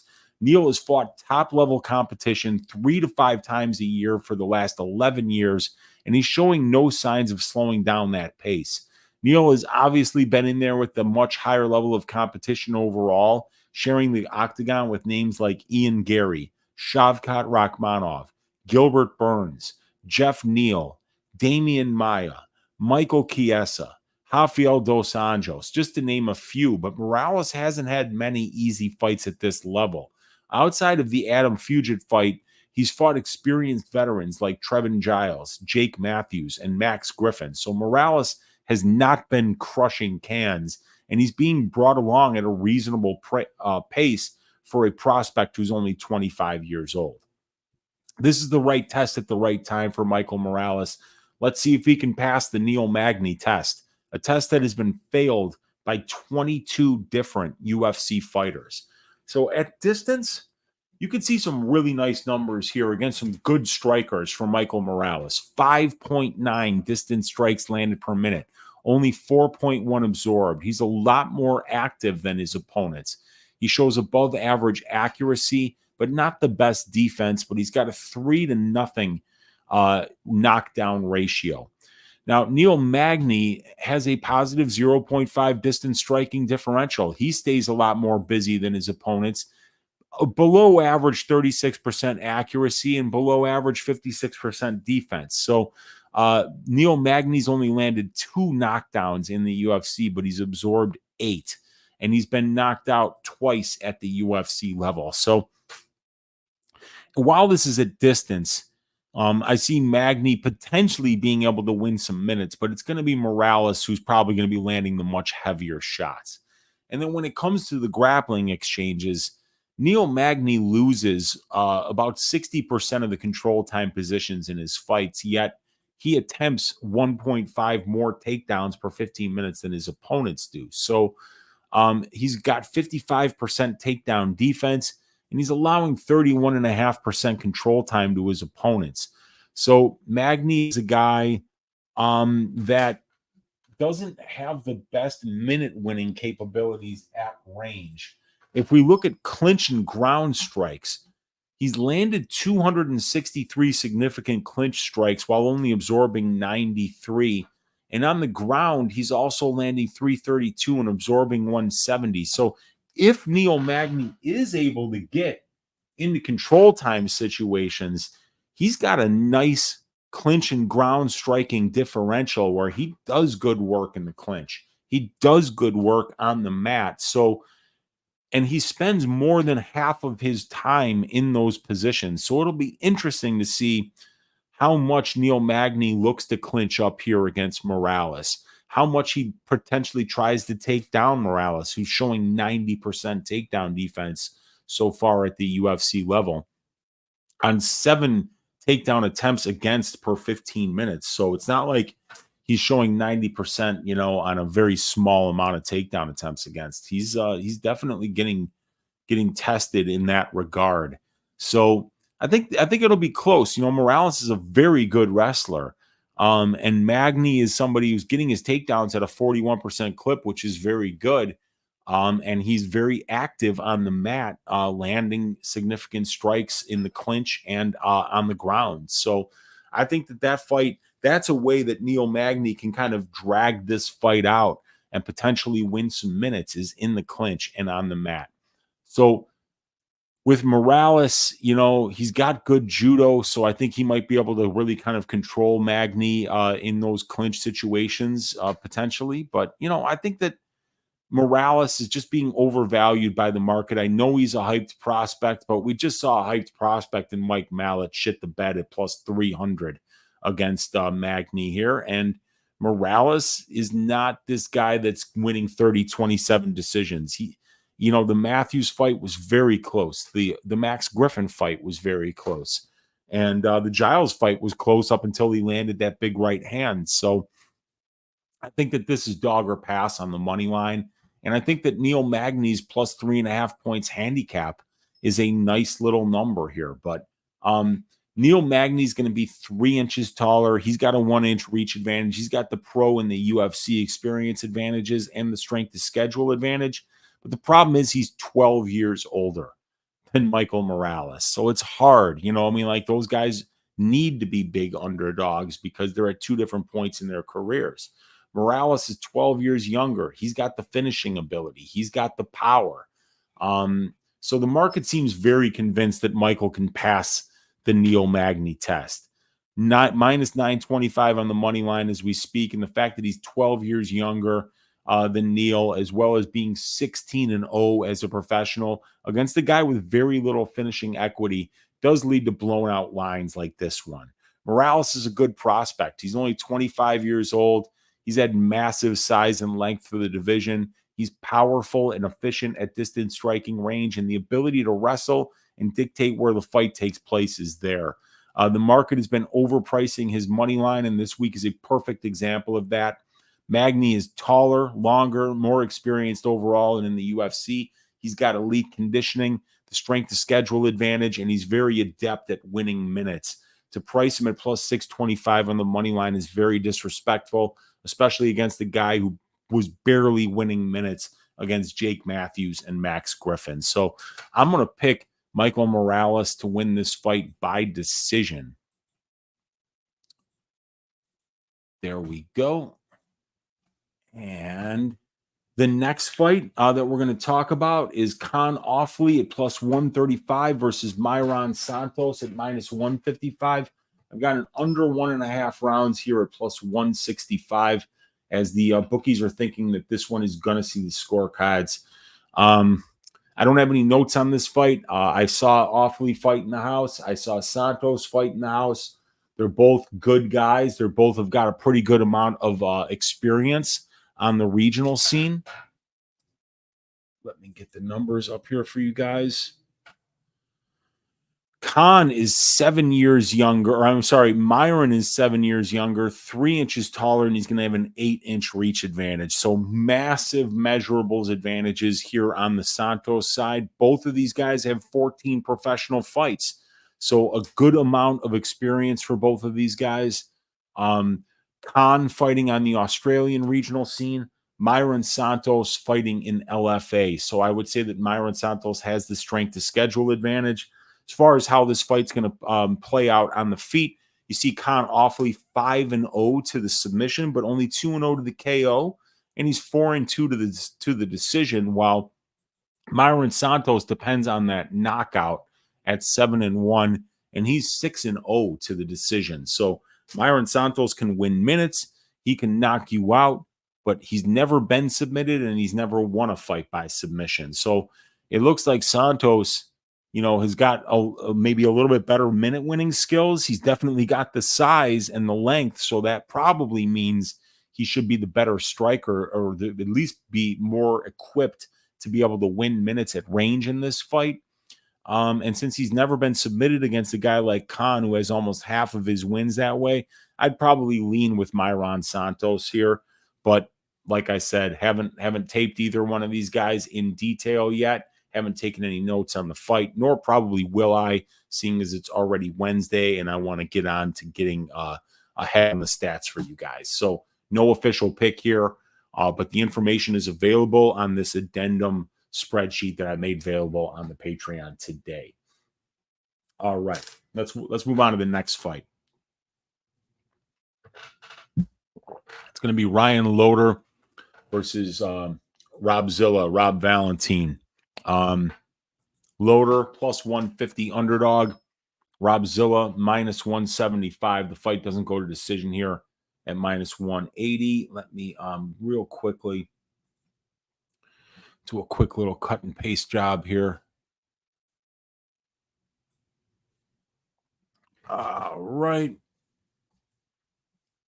And then I just need to do this. Control V. Just so the sheet has the necessary information here, but neither one of these guys have any UFC stats as of yet. But I do have a full write-up for this fight because it was made at a decent hour. So anyway, let's talk about this. Let's talk about the trends. Ryan Loder, prior to entering the Tough House, Ryan was 6-1 as a pro, and he was on a 2-fight winning streak. He had advanced to the UFC middleweight Grand Prix final by beating Leon Shahbazyan by first round KO, and then winning a 29-28 unanimous decision over Luan Davis.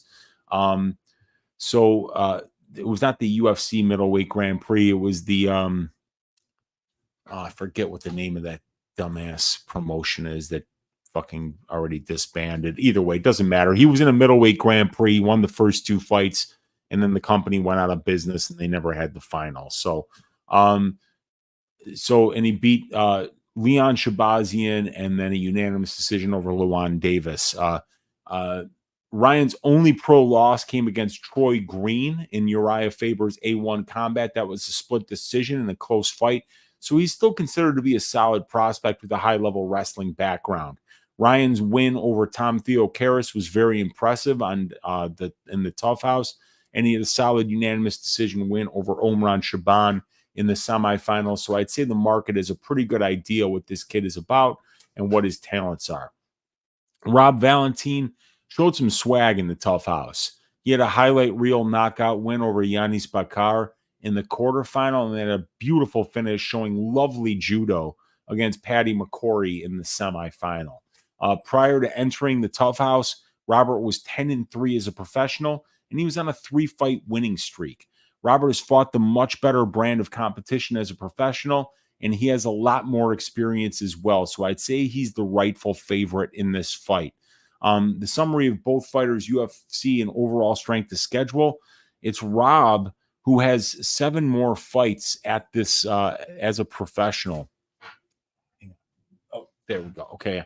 7 more professional fights, and they were against a higher level of competition. Both of these guys had tough fights in the Tough House, but outside of that, it's definitely Robert who has more experience against higher level opponents. So I'd say Robert is the more tested and experienced fighter in this matchup. At distance striking range, Ryan Loder has a karate striking stance that's unusual and unorthodox. He's a southpaw. He's fairly low volume, but he has a solid check right hook, and his kicks are surprisingly fast and powerful. Ryan mostly uses his striking to set up the entries on his takedowns, and because of the threat of the wrestling, it can make him tricky to deal with when the fight is at distance. Robert is a headhunter. He throws with serious power, and he will blast into range, throwing in combination, looking to land bombs. The elbow that he finished with Yanis with in the Tough House was nasty, and you can see on tape that even though Valentin is far more likely to finish fights by submission, that he's extremely dangerous and precise when he's at distance striking range. I think Robert will be the far more likely guy to win minutes and moments at distance striking range in this fight. Ryan isn't bad there, but I believe Robert is much more dangerous.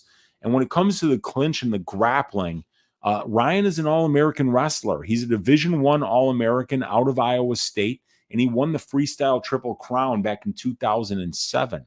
He can wrestle, and if he gets you down, he can hold you there. He uses his head position very well to keep you down while he lands ground and pound with his free arm. Ryan will be the much better wrestler in this matchup, and we've seen Rob have problems with that style in the Jati Milan fight, the Ahmed Salamov fight, and the Sumil Shlest fights. Robert can be taken down, but he has a solid get-up game, and his Brazilian Jiu-Jitsu is very dangerous, so he has the ability to get sweeps and threaten with submissions of his own when he gets into dominant positions. Robert is 6-1 to the submission as a professional, and 5 of those wins came by way of rear naked choke. So Robert is also very dangerous on the mat.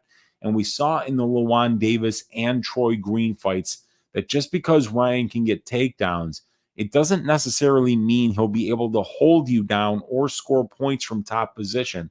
So Robert could limit the success of Ryan's grappling game by stuffing his takedown attempts and not allowing him to consolidate top position when he does get takedowns.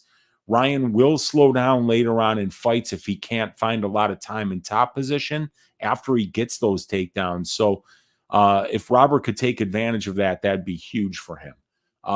Ryan Loder, Southpaw versus Orthodox, that's a strength here. He's the better wrestler, but he doesn't have great striking, and he's got a lack of pro experience for a 33-year-old fighter. Now, Robert Valentin's going to be 4 years younger. He's 1 inch taller. He's got a 2.5-inch reach advantage. He's got the pro experience advantage with 7 more fights and almost an hour more of pro cage time. And he's got 5 more years as a pro fighter as well. And he's the better finisher. Robert is dangerous wherever the fight goes. He's got serious power on the feet, and he's got 6 pro wins by way of submission. Rob has finished 9 of his 10 professional wins, and he finished both of his wins in the Tough House in the first round. He's got the power advantage, and he's got the submission grappling advantage in this fight. So this is a banger of a fight, and there's a lot of reasons to like the Valentin side.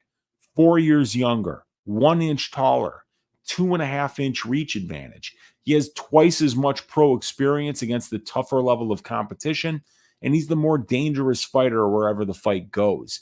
Ryan is an all-American wrestler with a dangerous top game and very good ground and pound.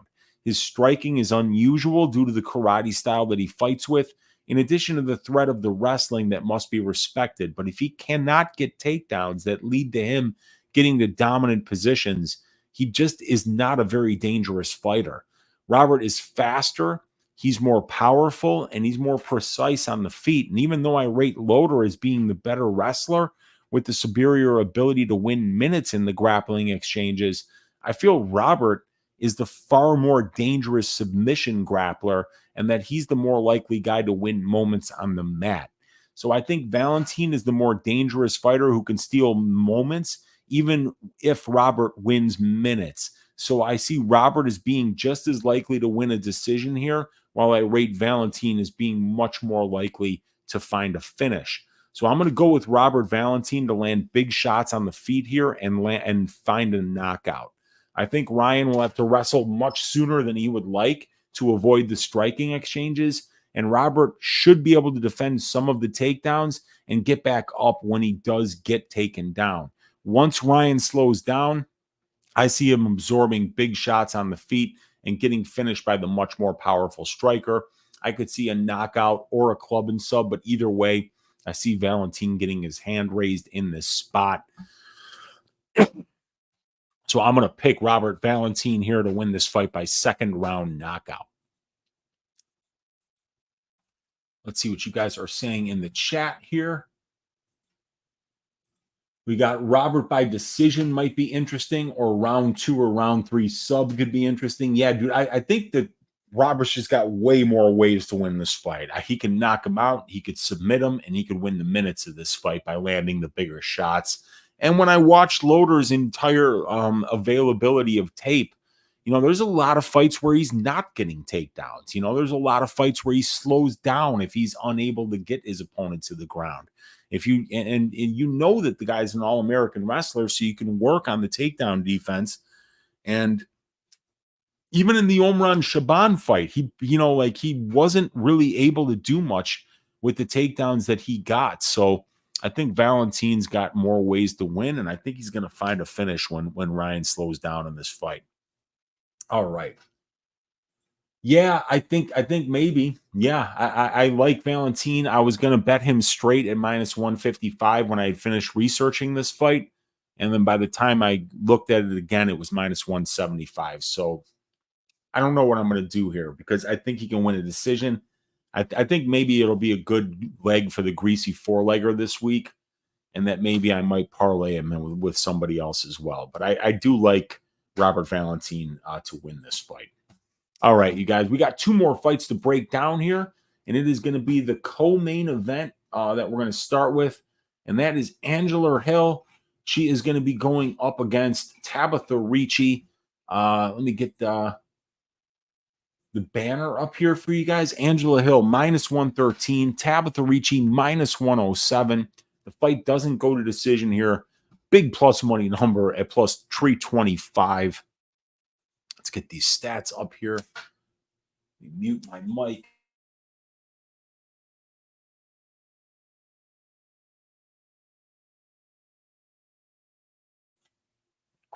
All right. I've got write-ups for the last two fights here.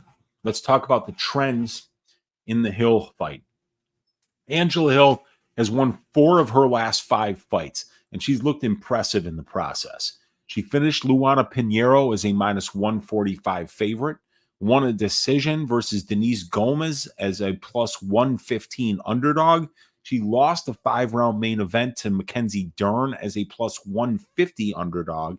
She dismantled Emily Ducote as a plus 105 underdog, and she won a unanimous decision versus Lupi Godinez as a plus 280 underdog.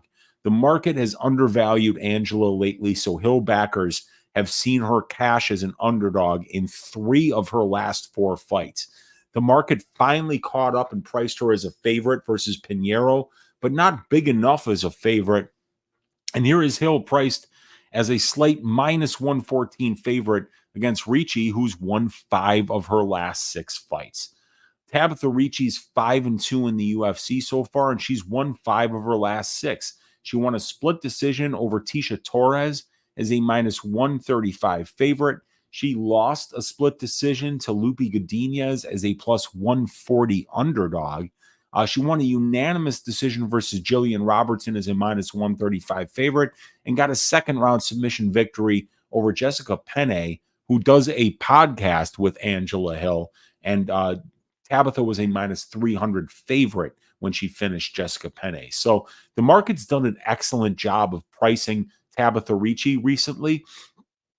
And since her last 3 fights have been extremely close, it makes sense that this fight is lined close as well.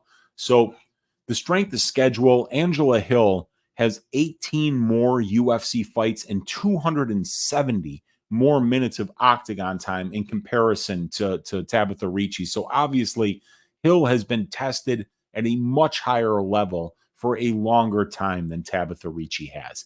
These ladies have 2 shared opponents, Tecia Torres and Lupi Godinez. Now, Torres has 2 wins over Angela Hill back in 2015 and 2021, both of them by unanimous decision, while Ricci recently won a split decision versus Tecia Torres.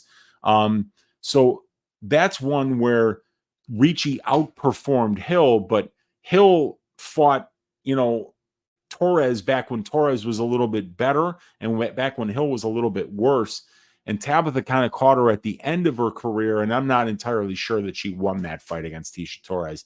I scored that fight for Tecia. I thought Tecia did a little more damage and landed a little bit more striking, but that fight was definitely up in the air as to who won it. They both fought Lupi Godinez.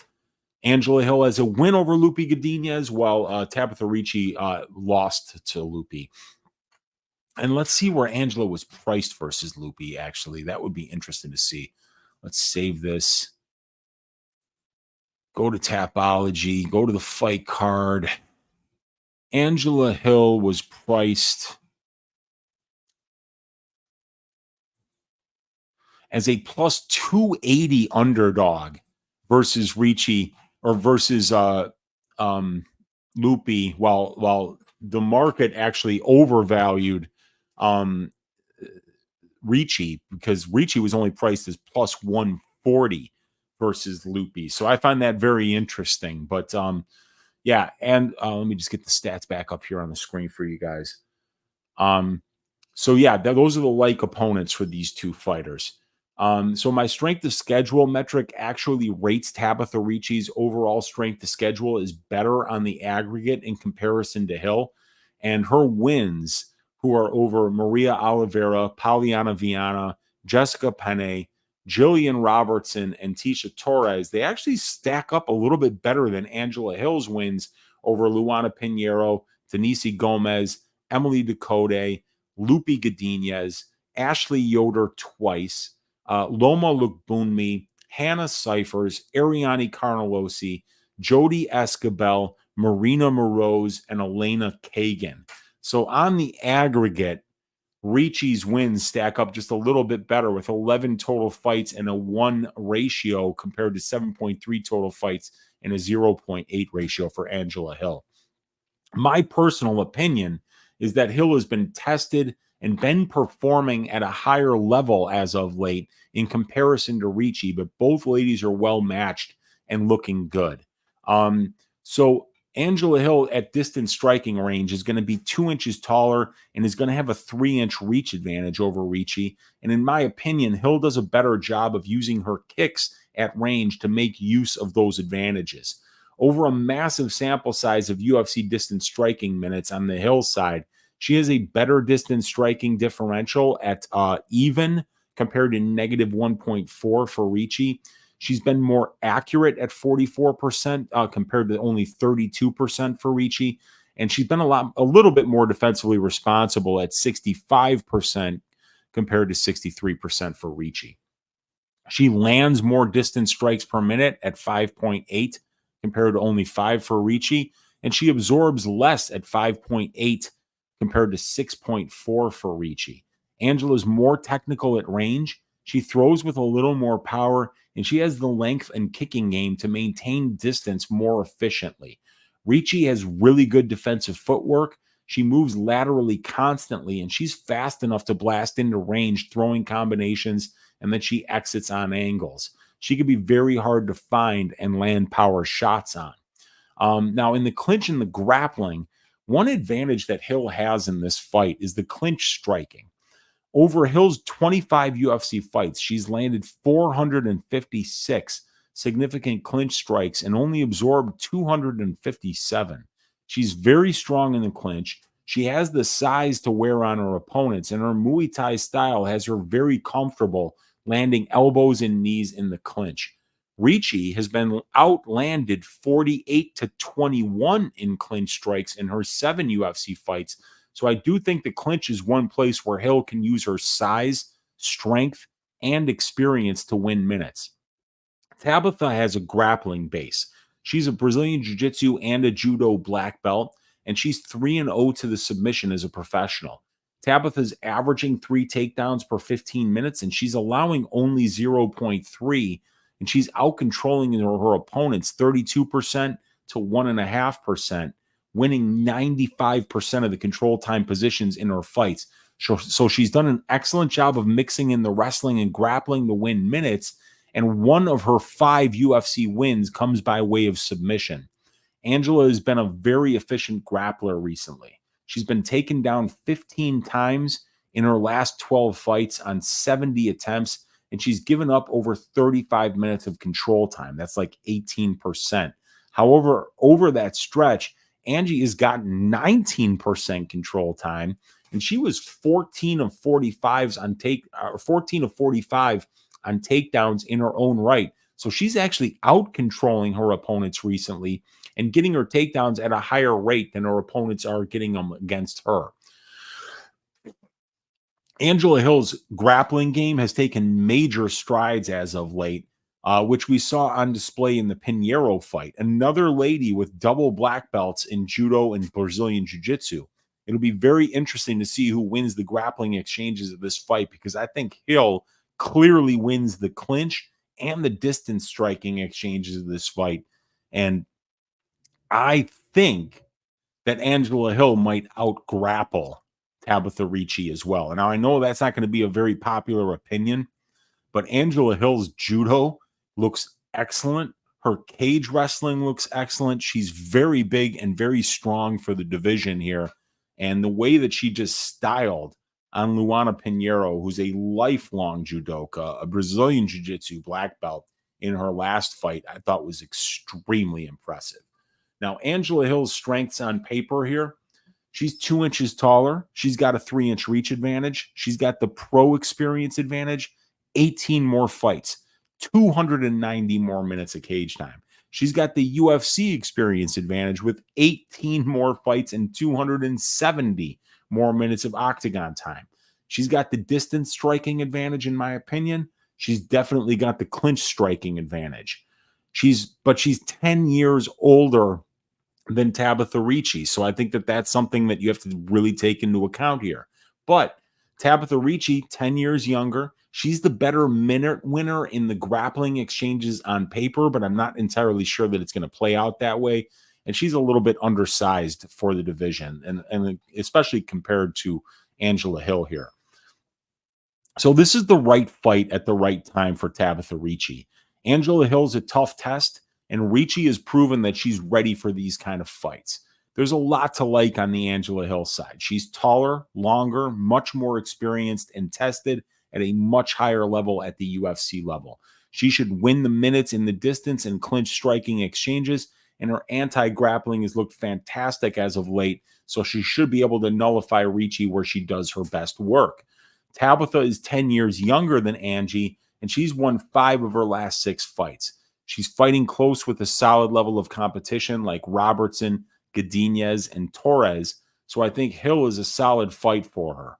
The judges do tend to like Ricci more than they like Hill, but outside of that, I'm confident in the skill set of Hill, and the fact that she's 10 years older than Tabatha doesn't bother me because Angie is looking career best at the age of 39.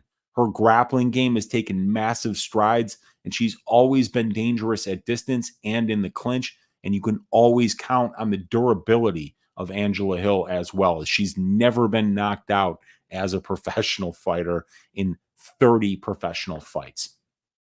So I'll lean with the experience, the height, the length, the superior distance, and clinch striking acumen on the Hill side, and I'll pick her to win this fight by decision. So let's go back to the picks. 7 of 10 picked. Yep, it's showing the other picks. So we're going to go Angela Overkill Hill to win this fight by decision. Let's see what you guys are saying in the chat.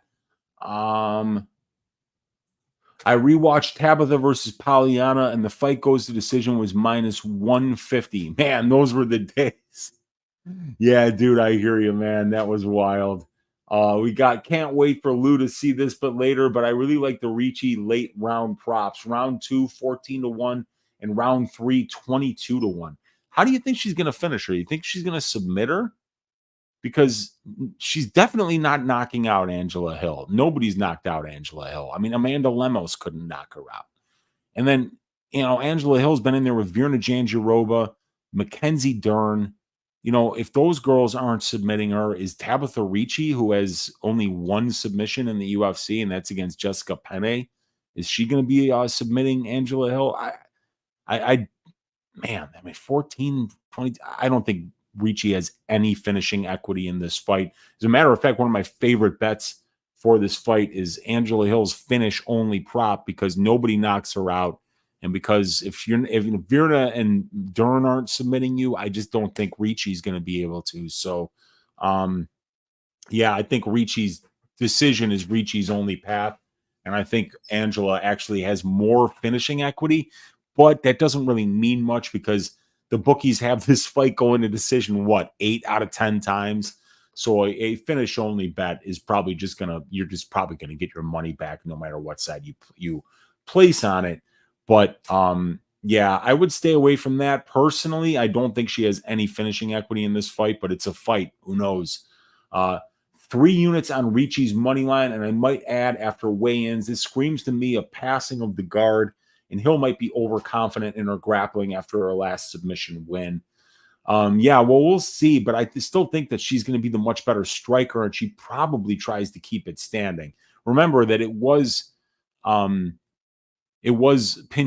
who is initiating the grappling exchanges in that fight at minus 105 for Ricci. I could see Ricci getting the takedowns she could not get against Tisha.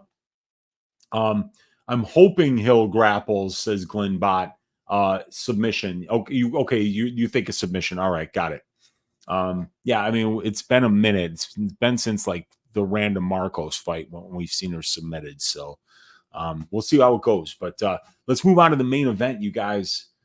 It is going to be Jared the Killer Gorilla Cannonier at plus 205 going up against Kyle Borralho at minus 240. The fight doesn't go to decision for this fight, sitting at minus 140.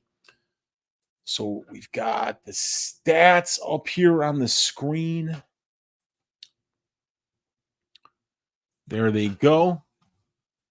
And let's talk trends. So Jared Cannonier is a man. He's 40. He's won 2 of his last 4 fights, and he's coming off a 4th-round knockout loss to Nasruddin Mavov as a plus 105 underdog. Before that, he won a dominant unanimous decision versus Marvin Vettori as a plus 105 underdog. And then Jared won a razor-close split decision over Sean Strickland as a pick'em. And before that, he lost a unanimous decision to the champion at the time in Israel Adesanya as a plus 400 underdog. The market has done an excellent job of pricing Jared lately, but he's coming off a knockout loss. He's 40, and he's fighting a guy out of one of the hottest camps right now who's on a 15-fight winning streak. So he will likely be priced at a discount this time around due to how much hype Borralho has at the moment. Caio Borralho is 31 years old. He's 6-0 in the UFC, and he's on a 15-fight winning streak.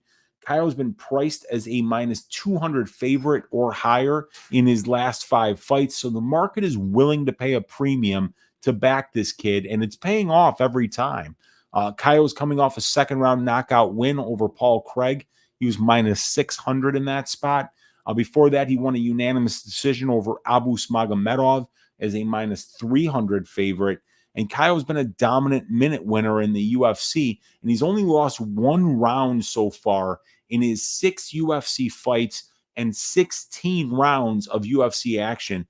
And that was round number 1 against Mihail Oleksiejczuk. And that was because Mihail stuffed the takedowns and landed the bigger shots at range. But even that's debatable as to who won that round. I scored it for Oleksiejczuk.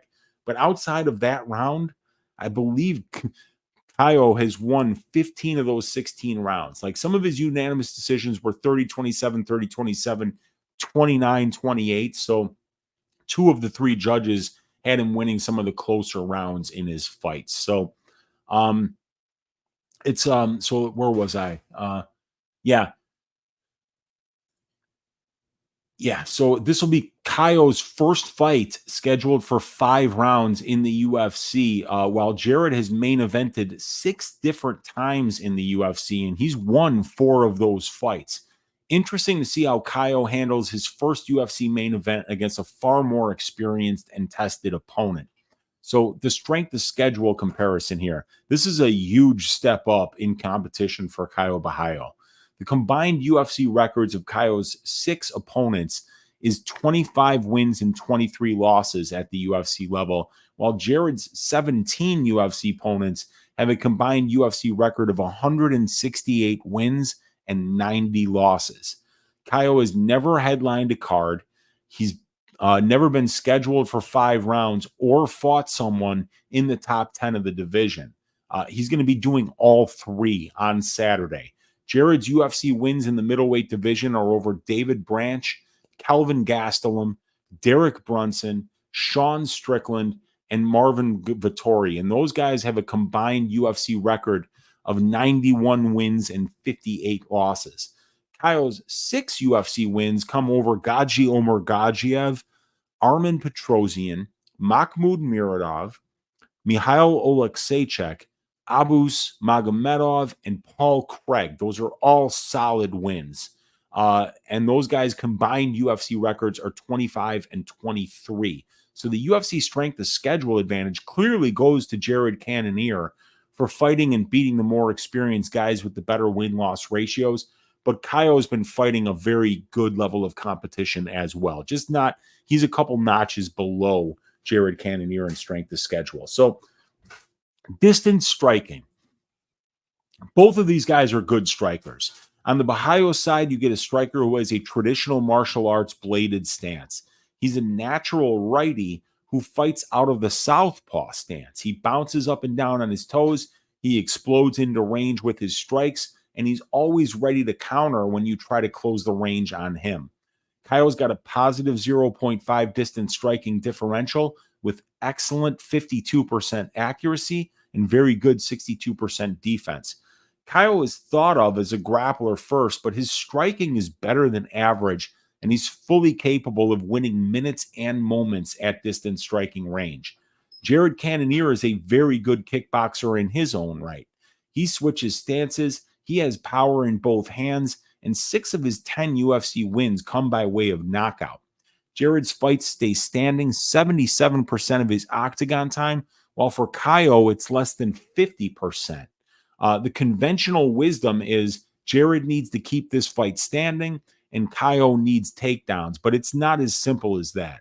The distance striking exchanges should be competitive due to the unique style that Caio fights with, combined with the threat of the takedown that Jared has to worry about while this fight is at range. But keep in mind that Caio fights out of the southpaw stance and that Jared is a switch stance fighter. And we saw him fight Marvin Vettori, who's a southpaw. And while Jared was switching to southpaw at points in that fight, it was not going well for him. But when he was in orthodox against the southpaw Vettori, he was winning the minutes and the moments there. So he's had success against southpaws in the past, Jared Cannonier. And if you want to see an example of that, definitely watch that Marvin Vettori fight. Now, in the clinch and the grappling here, Caio was a Brazilian Jiu-Jitsu black belt who was trained under Damian Maia. He's 4-0 to the submission as a professional, and he's getting 1.8 takedowns per 15 minutes on 3 attempts, and he's out-controlling his opponents 42% to 10%, winning over 81% of the control time positions that his fights are in. Jared has really good takedown defense and a get-up game, and if he's able to get on top of you, his ground and pound is excellent. Jared has shown 75% takedown defense on 44 attempts against as a middleweight, and he's been controlled for less than 8% of his octagon time as a middleweight. The conventional wisdom is that Caio needs takedowns and top control and that Jared needs to keep it standing, but both of these guys are well-rounded and have the capability to win minutes and moments wherever the fight goes. Jared Cannonier on paper, he's 1 inch taller. He's got a 2-inch reach advantage. He's a switch stance fighter versus a southpaw. That is a very predictive statistic. The best winning percentage is switch versus southpaw over the long terms.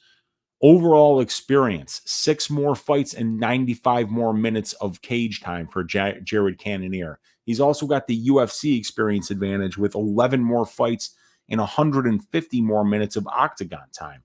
In addition to having 6 UFC fights scheduled for 5 rounds when Caio has 0. And the strength of schedule advantage goes to Jared.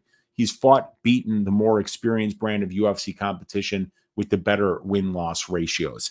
But he's 40 years old, is Jared Cannonier, and that's a big weakness when you're fighting a guy who's on a 15-fight winning streak and is only 31 years old. Now, Caio is 9 years younger.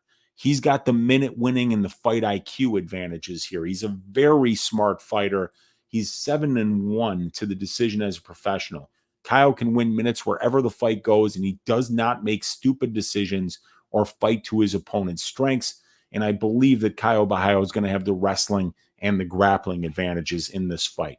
So this is a very interesting main event between 2 well-rounded fighters.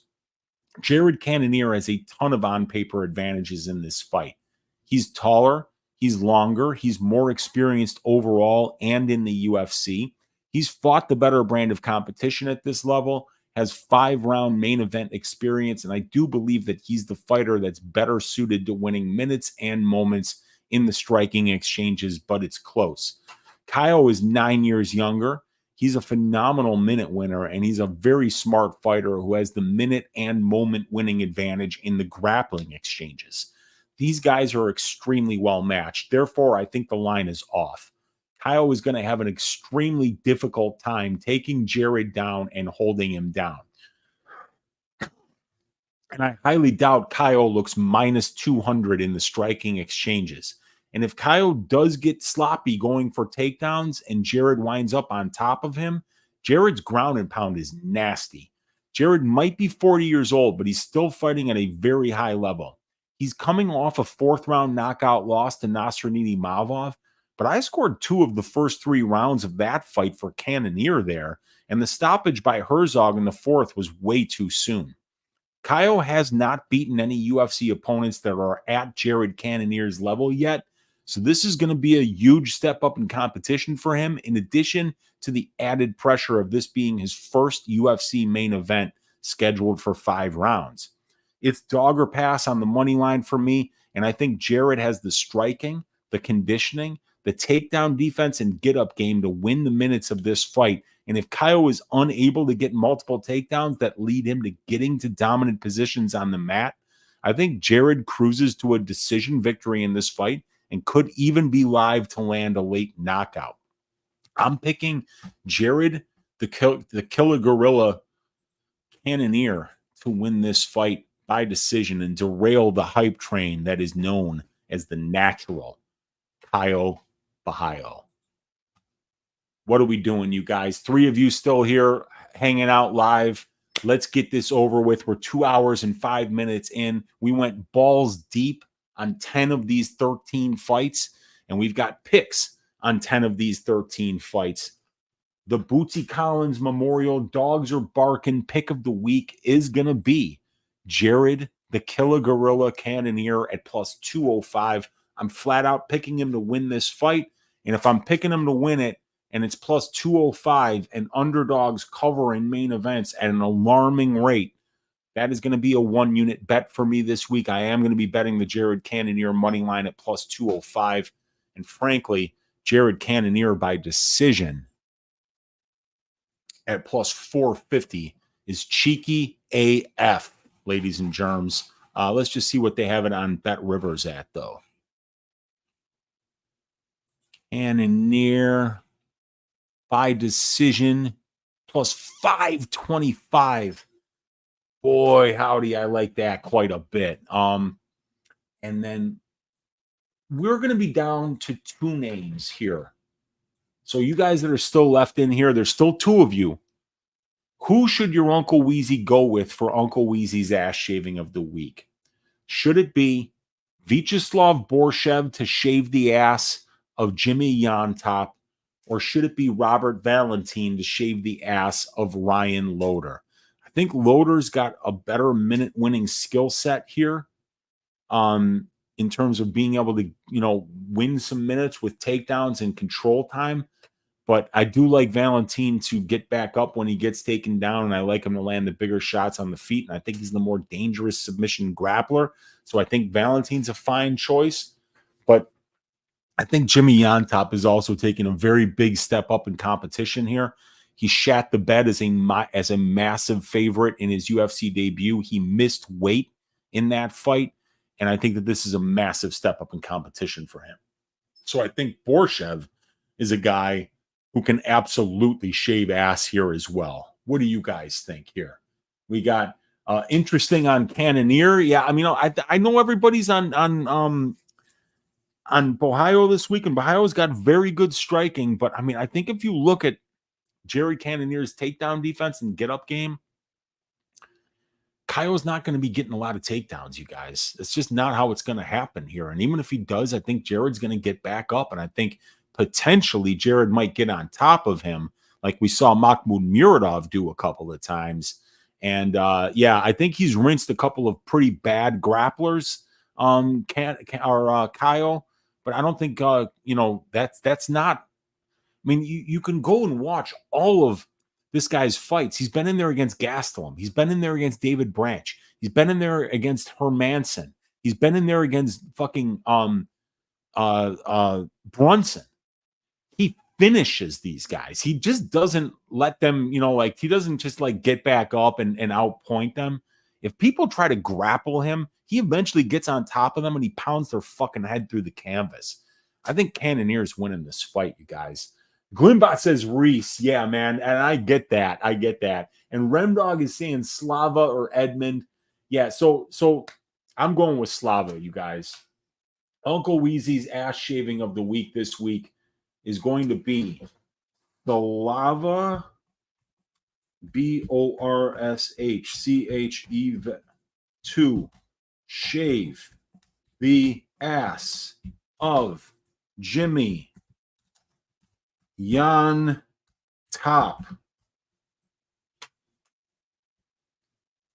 I want to see I want to see him fucking hit us with the Russian Kalinka, you guys. Slava Borshchev is going to shave this dude's ass. He's going to knock him out. It's going to be vicious. It's going to be brutal. He's going to cover his price tag. He's going to get the job done for us this week. I don't like the price on it, but I think Slava gets the plus money knockout prop done this week. And I think he wins this fight, and he's a fine parlay piece, as I parlayed him up with Jacqueline Cavalcanti this week. So we don't have any props here. So, yeah, that's what we're doing, you guys. It's going to be Slava Borshchev to shave the ass of Jimmy Llontop. And then we've got all these picks set up here. Let's view the picks. Cannonier by decision. Hill by decision. Valentin by second round knockout. Michael Morales by decision. Shahbazyan by second round knockout. Slava Borshchev by third round knockout. We got Zach Reese by first round submission. We got Cavalcanti by decision. And we've got Cong, Wang by decision. Thank you, guys. Thank you for supporting the Patreon. This content is only Patreon this week. I don't want anyone else benefiting from all the hard work that we put in on these fight write-ups, which are right now sitting at, I think, 70 pages, 69 pages. 70, 68 to 70. You can see that number right there. So those are available now on the Patreon. The updated stats for the Buzukja Marshall fight, the Loder Valentin fight, the Ofli Santos fight, and the Rymaska versus Fletcher fight are all available in an addendum page. And look for probability tonight at 9 o'clock Eastern Standard Time. No Brady this week as he is on vacation with his family. So we're going to have our guy Lou Betcha, the paramour of virtue, stepping in to host the show so that we can find the best plus EV spots for this week's card. Let's stack cashed tickets like flapjacks for UFC Vegas 96. God bless each and every one of you that supports the Patreon. And let me know if you have any suggestions for future material or show suggestions as I work for you because you guys support me. Thank you, guys. Have a great rest of your day. Let's see what you're saying in the comments here. I see some new comments. On the Slava, the under should be money then. Yeah, dude, I think it just depends, man, because like it looks like this guy Llontop is pretty durable. You know, it might take a while for the finish to come, but we'll see. Rendog, see you later for probability, and thanks, Weezy. You got it, man. And thanks, Weezy and Chad. Have a great day. And he's already ordered the beers later. Oh, that's awesome, man. Let's have some beers tonight while we're finding these props with our guy Lou Betcha. So, all right, you guys, I'm going to sign off. 2 hours and 12 minutes. We got a lot of great information here on the fights that I did break down. So let's stack them high for UFC Vegas 96. Talk to you guys later.